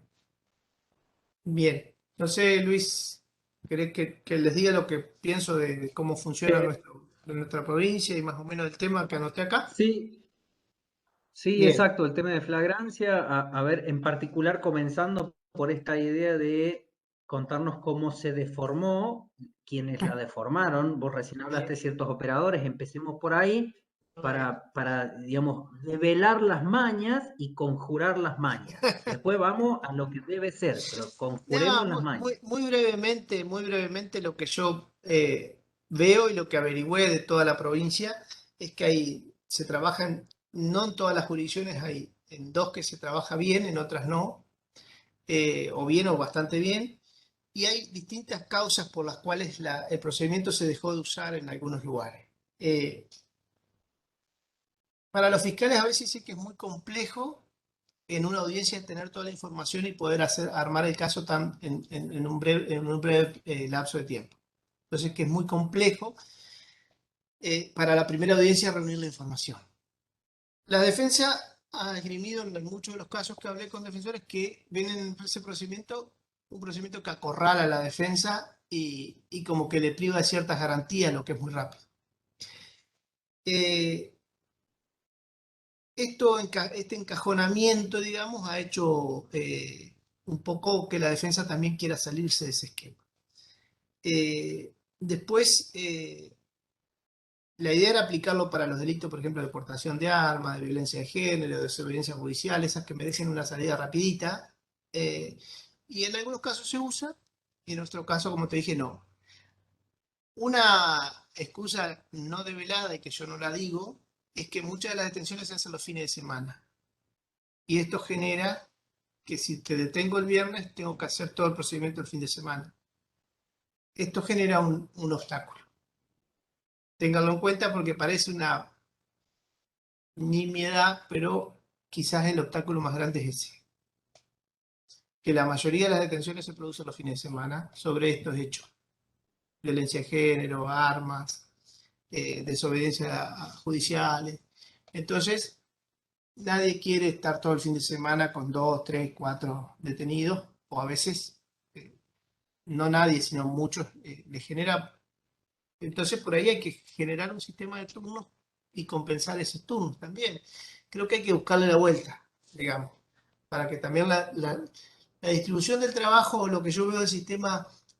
Yo trabajé en un juzgado de instrucción donde nosotros recibíamos en su momento, 3 juzgados de instrucción, recibíamos 2.200 causas por año. Luego recibíamos 2.300 causas por año.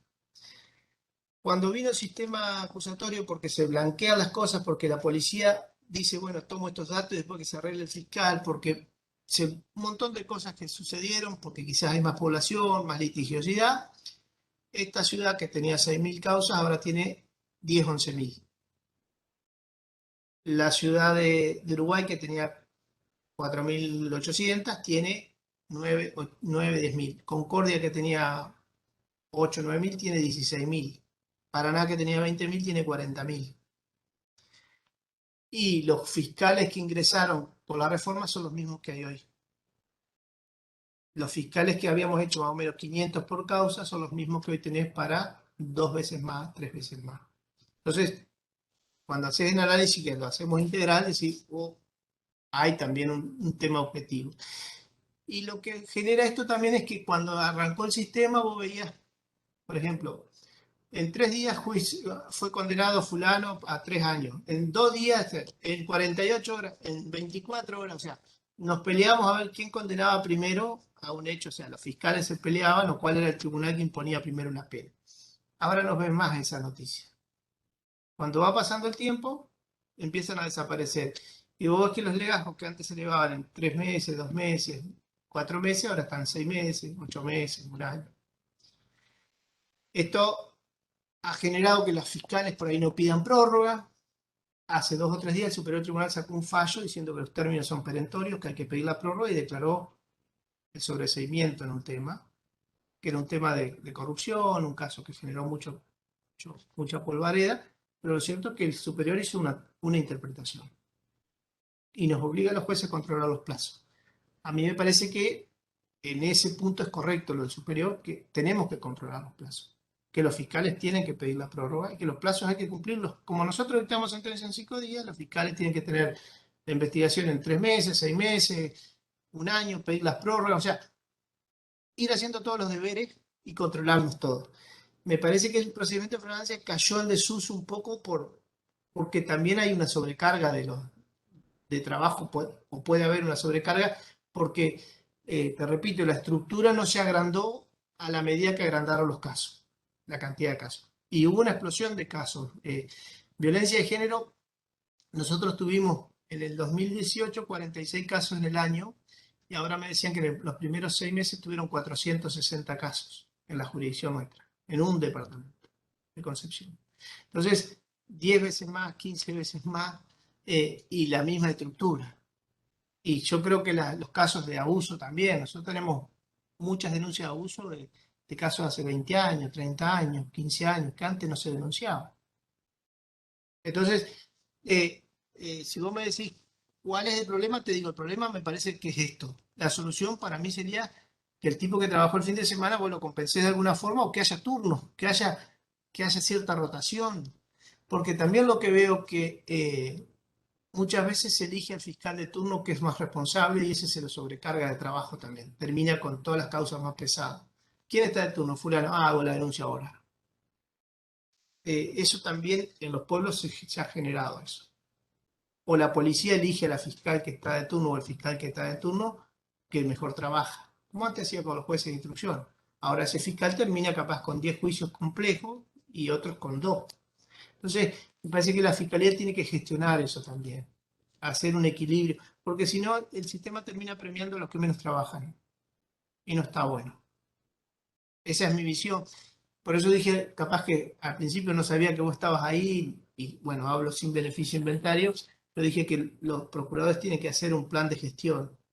Y me parece que me encantó la idea que vos decís, que laburás en gestión, me parece bárbaro, porque yo creo que los procuradores tienen que tener mucho el acento en la gestión, porque el sistema depende en gran medida de dónde enfoque el procurador la mirada de la política criminal. Después los tribunales van a poner la justa medida, pero es preferible que el procurador trabaje de más, digamos. O sea, a través de su fiscal. No arbitrariamente ni nada. Digamos que enfoque la gestión de más, que controle plazos, que controle el rendimiento. Bueno. Después, esas son las causas que yo veo. ¿Cómo se manejan en nuestra provincia, que es similar al de ustedes? Hay 2 audiencias. La primera audiencia dentro de las 48 horas se hace el control de la legalidad de la detención. Generalmente son las personas que cometen el delito y los agarran, se hace un control de detención. Esto es lo que logra y nos ayudó muchísimo a nosotros al principio, fue a eliminar los apremios ilegales. O por lo menos ayudó muchísimo. Porque al hacer la audiencia de visu con el juez, el juez ve si la persona está lesionada. Eso evitó una práctica que había en ciertos lugares y por ahí sigue habiendo de apremios ilegales. Se hace el auto como de la legalidad, se controla la legalidad de la detención, es decir, si está bien o mal detenido. Se formulan los cargos y ahí mismo se dicta la medida de coerción que el fiscal pida, si es que pide. A veces pide prisión preventiva, a veces pide una sustitutiva. Y dentro de los 30 días se hace la audiencia conclusiva multipropósito, en donde se evalúa la salida alternativa, generalmente son juicios abreviados o probation, generalmente.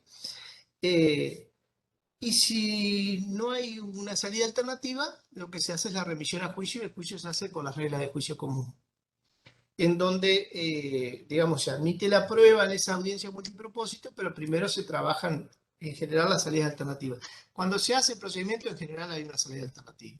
Es muy raro que vaya a juicio. Y esto me parece que es la mentalidad flexible que usted decía. Yo digo que si en todos los hospitales todos los pacientes van a quirófano, el quirófano colapsa. Si todos los casos van a juicio, el sistema colapsa.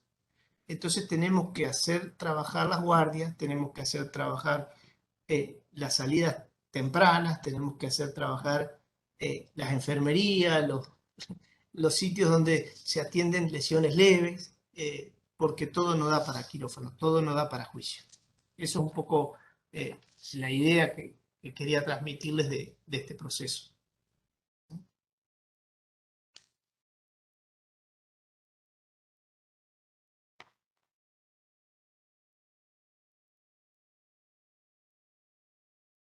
Muy bien, entiendo ahí, doctor Lutens, ¿estás por acá? ¿Que alguien te habilita a abrir el micrófono?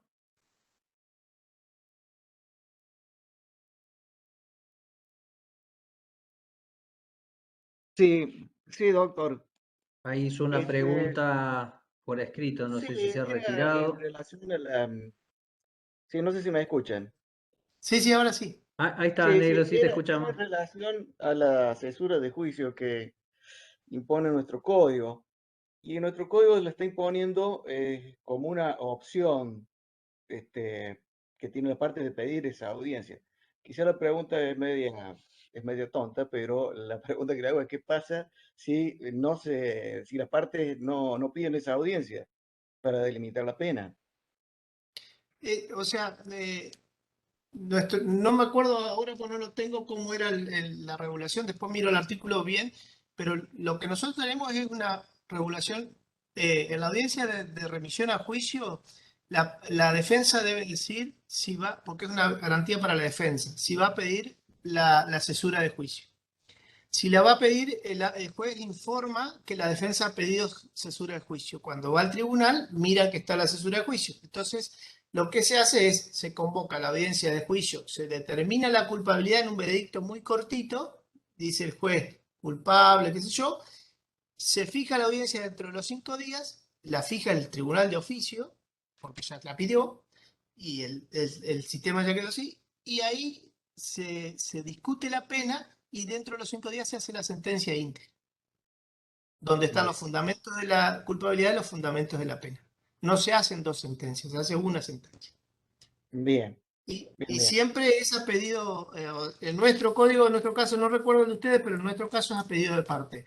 De ustedes lo puse por ahí al artículo 184, Sí, 184. sí, esa audiencia es a pedido de parte. Bien, entonces, si no hay pedido de parte, que tiene que ser a mi criterio antes de iniciar el juicio, directamente se hace el juicio común. Y Bien, si lo pide, ya antes de iniciar el juicio, el tribunal tiene que fijarla de oficio. perfecto, muchas gracias, doctor. Bien. No sé si tienen alguna pregunta, si no, no los quiero molestar más, que deben estar por ir a tomar algo. No, la verdad es que es buenísimo, Rubén, y te comprometo, si es posible que estés el 1 de febrero, podemos crear una comisión de notables para que nos asesoren la primera semana de pago con los chivos del doctor Pinto y te quedas con nosotros una semanita editándonos, monitoreándonos, ayudándonos, pero Pero, sería interesantísimo contar con personas como vos, al menos la primera semana que va a ser caótica. Me encantaría tener sí, una Luis, comisión de seguimiento y evaluación para que esa semana nos den un poco de apoyo ahí. conmigo, o sea, no sé si presencial, pero cuenten conmigo, van a tenerme ahí, o sea, intentaré, mirá, me pone colorado porque lo de notable no es así, pero sí darle una mano no sé si lo ubicás, Juan Pablo de San Juan, que ellos empezaron, espero que no tengan rivalidades por el vino con San Juan, ellos empezaron el código y con Juan Pablo charlamos un montón de cosas antes y luego y hicimos una amistad también. Y bueno, con la gente de Corrientes, de Tucumán, yo no tengo drama, cuenten conmigo, me encantaría, voy a mirar bien después la agenda, y eso no creo una semana, pero sí unos días, darles una mano en lo que sea. La verdad, son muy amables, me pone muy de verdad, soy medio, parezco que hablo mucho, pero soy muy tímido. O hablo mucho, pero soy muy tímido, las dos cosas. Pero me da un poco de vergüenza la propuesta de notable. Sí, pero cuente conmigo, Por que favor. sí, sí, estoy a disposición, no hay drama, no le tengan miedo, porque es todo sentido común. Y ya les digo, me ha tocado trabajar tanto en la Secretaría de la Sala Penal del Superior Tribunal, la Casación, y y depende mucho del acompañamiento que tengan todos. Por eso es importante que la Corte, el Superior Tribunal, la Defensa General, el Procurador General, no sé, todos los actores estén comprometidos con la reforma. Al principio todos resistimos al cambio, porque a todos estamos cómodos, pero después esto por convicción o por conveniencia, ahí hay que hacerlo, porque ya está, ya es ley. Yo, si me preguntan, hay muchas cosas que no estoy de acuerdo con la ley de jurado, pero como digo siempre, intentaré ser el mejor juez de juicio por jurado, porque me toca, es mi rol constitucional y mi vocación, si no me tengo que ir a otro lugar. Es como, Profesor, una consulta, por ejemplo, los homicidios culposos en un accidente de tránsito, ¿aplican la flagrancia o tramita? no, ese es un caso, para nosotros es un caso complejo, porque requiere de intervenciones de pericias, que en general, no sé cómo trabajarán ustedes, pero hay pericias que demoran más de 30 días. En Bien, general, en los homicidios las partes designan perito consultor, se hacen pericias que se abren a prueba con pericias, donde se le dan la posibilidad de ofrecer puntos de pericia. No sé, no conozco casi, a mí me ha tocado últimamente 2 o 3 homicidios culposos, donde incluso aplicamos penas efectivas, eh, penas altas tal vez, eh, 4 años, 4 años y algo, 3 años y pico. En uno que no fue culposo, fue como doloso, 8 años y medio. eh, y son complejos esos procesos. Yo no o sea, yo si fuera fiscal no lo llevo por ahí, salvo sí, pero me parece que incluso el homicidio culposo para mí es de los peores casos para llevar a juicio, para resolver y para llevar a juicio. Porque la mayoría de las marchas y los reclamos vienen por casos de homicidio culposo. Porque son tan inexplicables esas muertes que es la que mayor dolor genera también, o de las que mayores genera, por lo menos en mi experiencia. A mí me han tocado casos eh, como a todo juez, casos complejos, de pérdidas lamentables, de criaturas, y la verdad que sería, a veces lo veo como que toda la prueba que se rindió, yo tuve hasta 3, 4 pericias, no creo que les dé el tiempo para hacerla, no sé, se me ocurre que por sentido común no te daría para hacerla.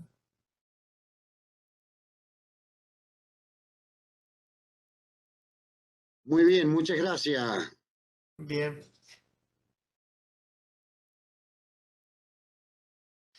no sé si... Bueno, Rubén, querido, muchísimas gracias a todos. No sé si hay alguna pregunta más. Yo en realidad estoy haciendo esto de comedido porque sé que todos tienen actividades.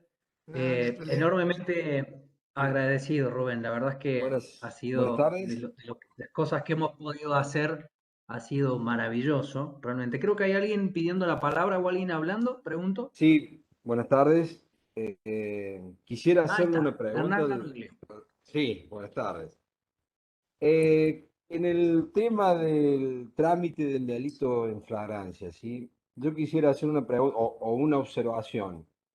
Eh, Cuando habla del trámite, en la última parte del artículo 227 del código nuestro, hace mención a que se estipulará un plazo máximo de 10 días para llevar a cabo ciertas medidas, ¿sí?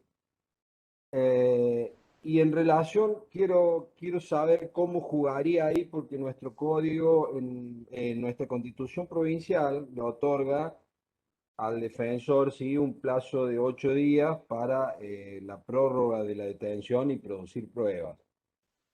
En este caso, digamos, habría dos plazos distintos. ¿Cómo operaría cada instituto ahí? O sea, si no conozco la regulación de la Constitución, es nuevo lo que me dicen, no lo sabía. Tienen una regulación que regula el procedimiento penal de 8 días para No, no. Nuestra constitución provincial, en el artículo 40, actualmente, nosotros, o sea, en el caso de la detención de la persona, se lo llama a prestar declaración indagatoria, y en el acto de prestar declaración indagatoria, el defensor puede pedir una prórroga, ¿sí? De 8 días, en donde se prorroga la detención para producir la prueba, ¿sí? En Sí, función pero ahí de no que... o sea, entiendo. Para mí, o sea, el procedimiento constitucional, digamos, lo que hace es, esto trato de interpretar la norma, ¿no? Es decirle, bueno, eh, permítame producir prueba, además, me parece un plazo hasta limitado, además, no veo que choque, al contrario, yo si fuera defensor, eh, intentaría que no quede mi cliente 8 días detenido para ofrecer prueba. Me parece que es como una garantía, pero a su vez eh, ciertamente lo limita. Para mí la Constitución establece, esa y cualquier Constitución establece un marco, pero la regulación específica del procedimiento es la que tiene el procedimiento. Creo que la Constitución no está ampliando los derechos en ese caso, que lo que hagan por principio pro homine una aplicación forzosa de su letra. Al contrario, me parece que dejarle 8 días detenido para que ofrezca prueba tampoco es una garantía, digamos, en términos de que si se deja de lado genera un agravio constitucional. No sé si me explico. Para mí, si se va a aplicar el procedimiento de flagrancia, bueno, que se aplique y que respeten los plazos que está ahí. Si tienen 10 días para producir la prueba y formular la audiencia, que la hagan. Y bueno, si no lo logran, que vaya por el procedimiento común. Pero las medidas de prisión preventiva no deben ir atadas con la posibilidad de ofrecer prueba. Me parece que lo que establece ahí es decir, bueno, al defensor se le tiene que dar la posibilidad de producir pruebas, aún mientras esté detenida la persona. Pero eso el código también lo dice, aunque no lo diga en esos términos, lo dice, ustedes ya con tener la intervención obligatoria desde el primer momento de la defensa tiene derecho no solamente a conocer la acusación, sino a ofrecer pruebas. O sea, me parece que es superador cómo está regulado el código que la Constitución, por una cuestión de edad, digamos, de edad de la última regulación. Sí, yo en lo particular, mi interpretación de este artículo es que, bueno, sí, la Constitución establece el plazo de los 8 días, pero podría suceder el caso en un determinado hecho que el fiscal de instrucción, solicite una medida de coerción. Claro, En el pero va caso por la... de que solicite una prisión preventiva, indicará cuánto es el plazo que necesita para, supongamos, 15 días, que son más de los 8. Y si el juez de garantías otorga el plazo de 15 días de la detención para que no entorpezca la investigación y al haber igualdad de armas, yo creo que no habría ningún inconveniente y cae en desuso la letra constitucional que establece el plazo de la prórroga de los 8 días del artículo 40, que es lo que se usa hoy habitualmente. Cuando una persona es detenida, solicita la prórroga de los 8 días para llevar a cabo algún tipo de prueba que favorezca a su ahijado procesal, todas las defensas hacen. Yo creo que por eso que la Constitución establece 8 días, que hoy son enormemente largos los 8 días para decidir qué hacemos. Ahora vos tenés 48 horas o 24 o 48 para dictar una prisión preventiva y con eso está superada la valla constitucional, porque la prisión preventiva de Nápoles para acá, en los fallos de la Corte y demás, es constitucional, digamos. O sea, lo que debe haber previsto, estoy pensando en voz alta, la Constitución es, ojo, no me tengan un tipo preso sine die y sin posibilidad de ofrecer pruebas. Pero bueno, lo van a resolver por prisión preventiva o por procedimiento de flagrancia, antes que aplicar la Constitución. Antes que tener que aplicar la Constitución como garantía, porque los otros plazos son más garantistas. Perdón, lo Totalmente de entiendo, acuerdo.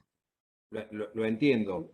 Yo me refiero específicamente al trámite de flagrancia, porque en el trámite que estipula el artículo, amplía un poquito el plazo a 10 días, ¿no es cierto?, para la producción Claro, pero a la independientemente- primera audiencia, por eso yo les dije, en la primera audiencia tienen que hacer, a mi criterio, tienen que hacer el control de la legalidad de detención, el control de la legalidad de detención, el control del sujeto físicamente, la formulación de cargo y las medidas de coerción. eso para mí tiene que hacerlo la primera audiencia. Ya al establecer ahí la medida de coerción, es aplicable el procedimiento que dice el código. Pido la palabra un segundito. Matías Farinazo soy.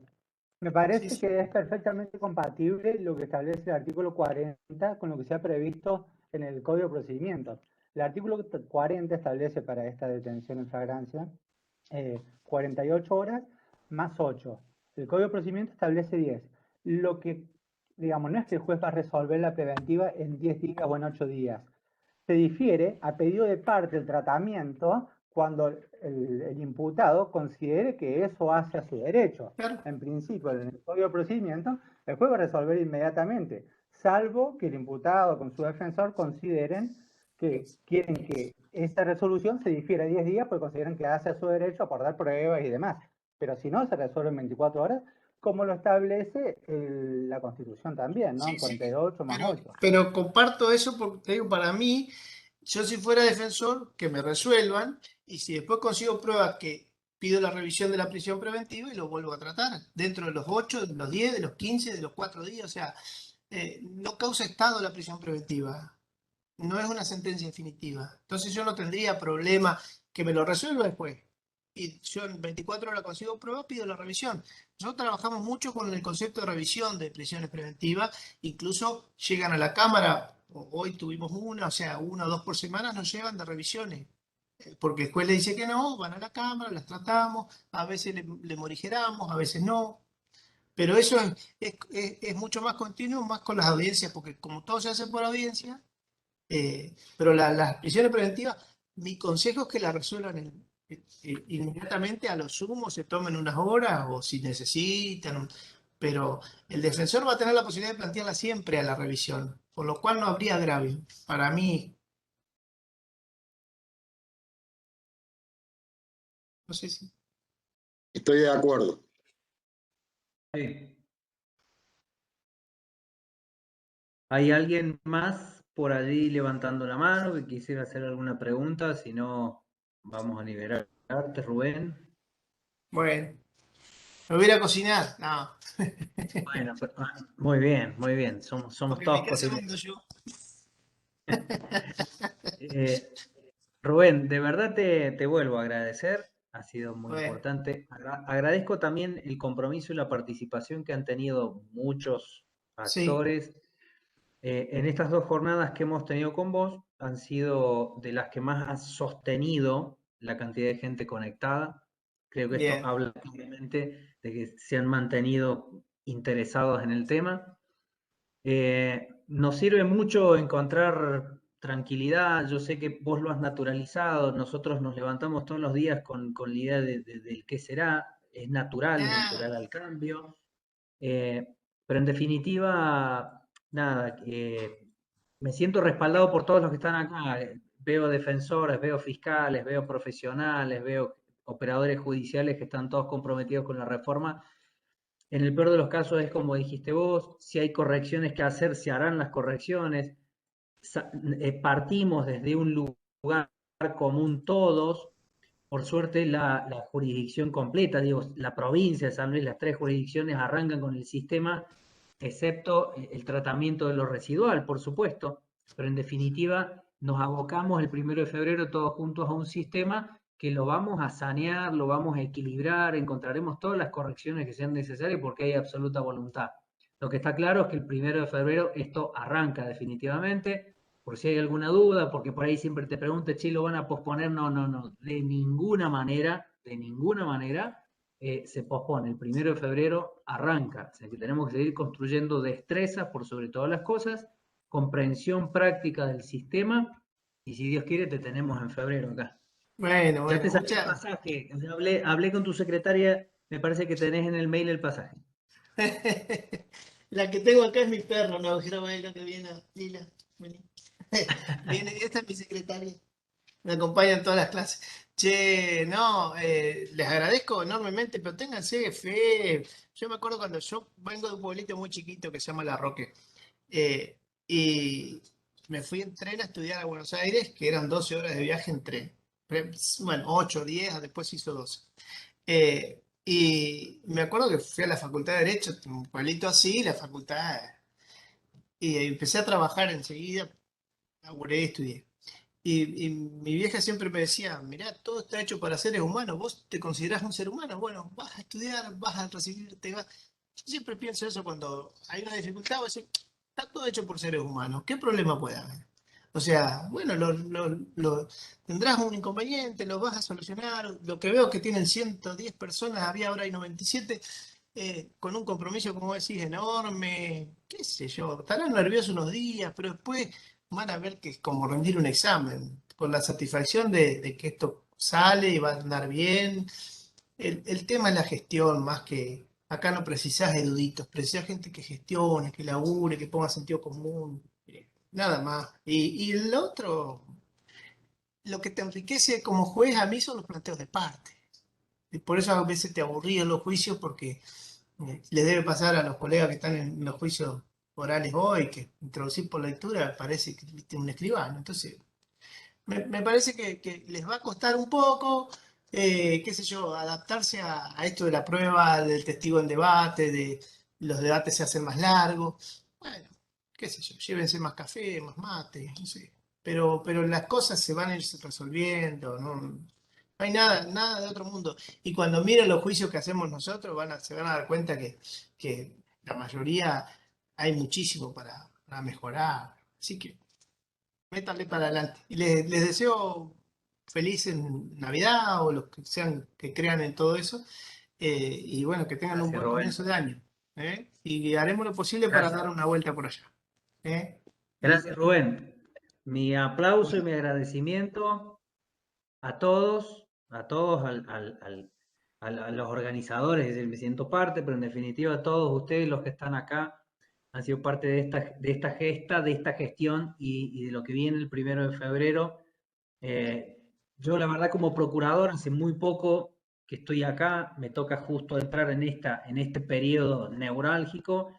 Me siento respaldado, como decís vos, con la presencia de todos ellos que son para el sistema testigos calificados y me van a sostener o me van a pedir los cambios, pero en definitiva van a ser cambios moderados, razonables, porque es como decís vos, es una norma que hemos dictado entre todos, sabemos de la necesidad de la reforma y si hay que corregir, bueno, lo corregimos entre todos. Así que nada, gracias, felices fiestas para quienes no vean. Y Farinazo, te estoy viendo ahí, reasumiste hoy, moderado con tus alegatos, porque yo sé que vos vas a hacer que vas a llevar, este lenguaraz, es tremendo, pero bueno. Gracias, Doc. Venimos Rubén, acá con todas las ganas y me sumo a los saludos. mil gracias, gracias a todos. Jorgito, deja de fumar porque te necesitamos sano, ¿eh? Deja de fumar. Gracias a todos.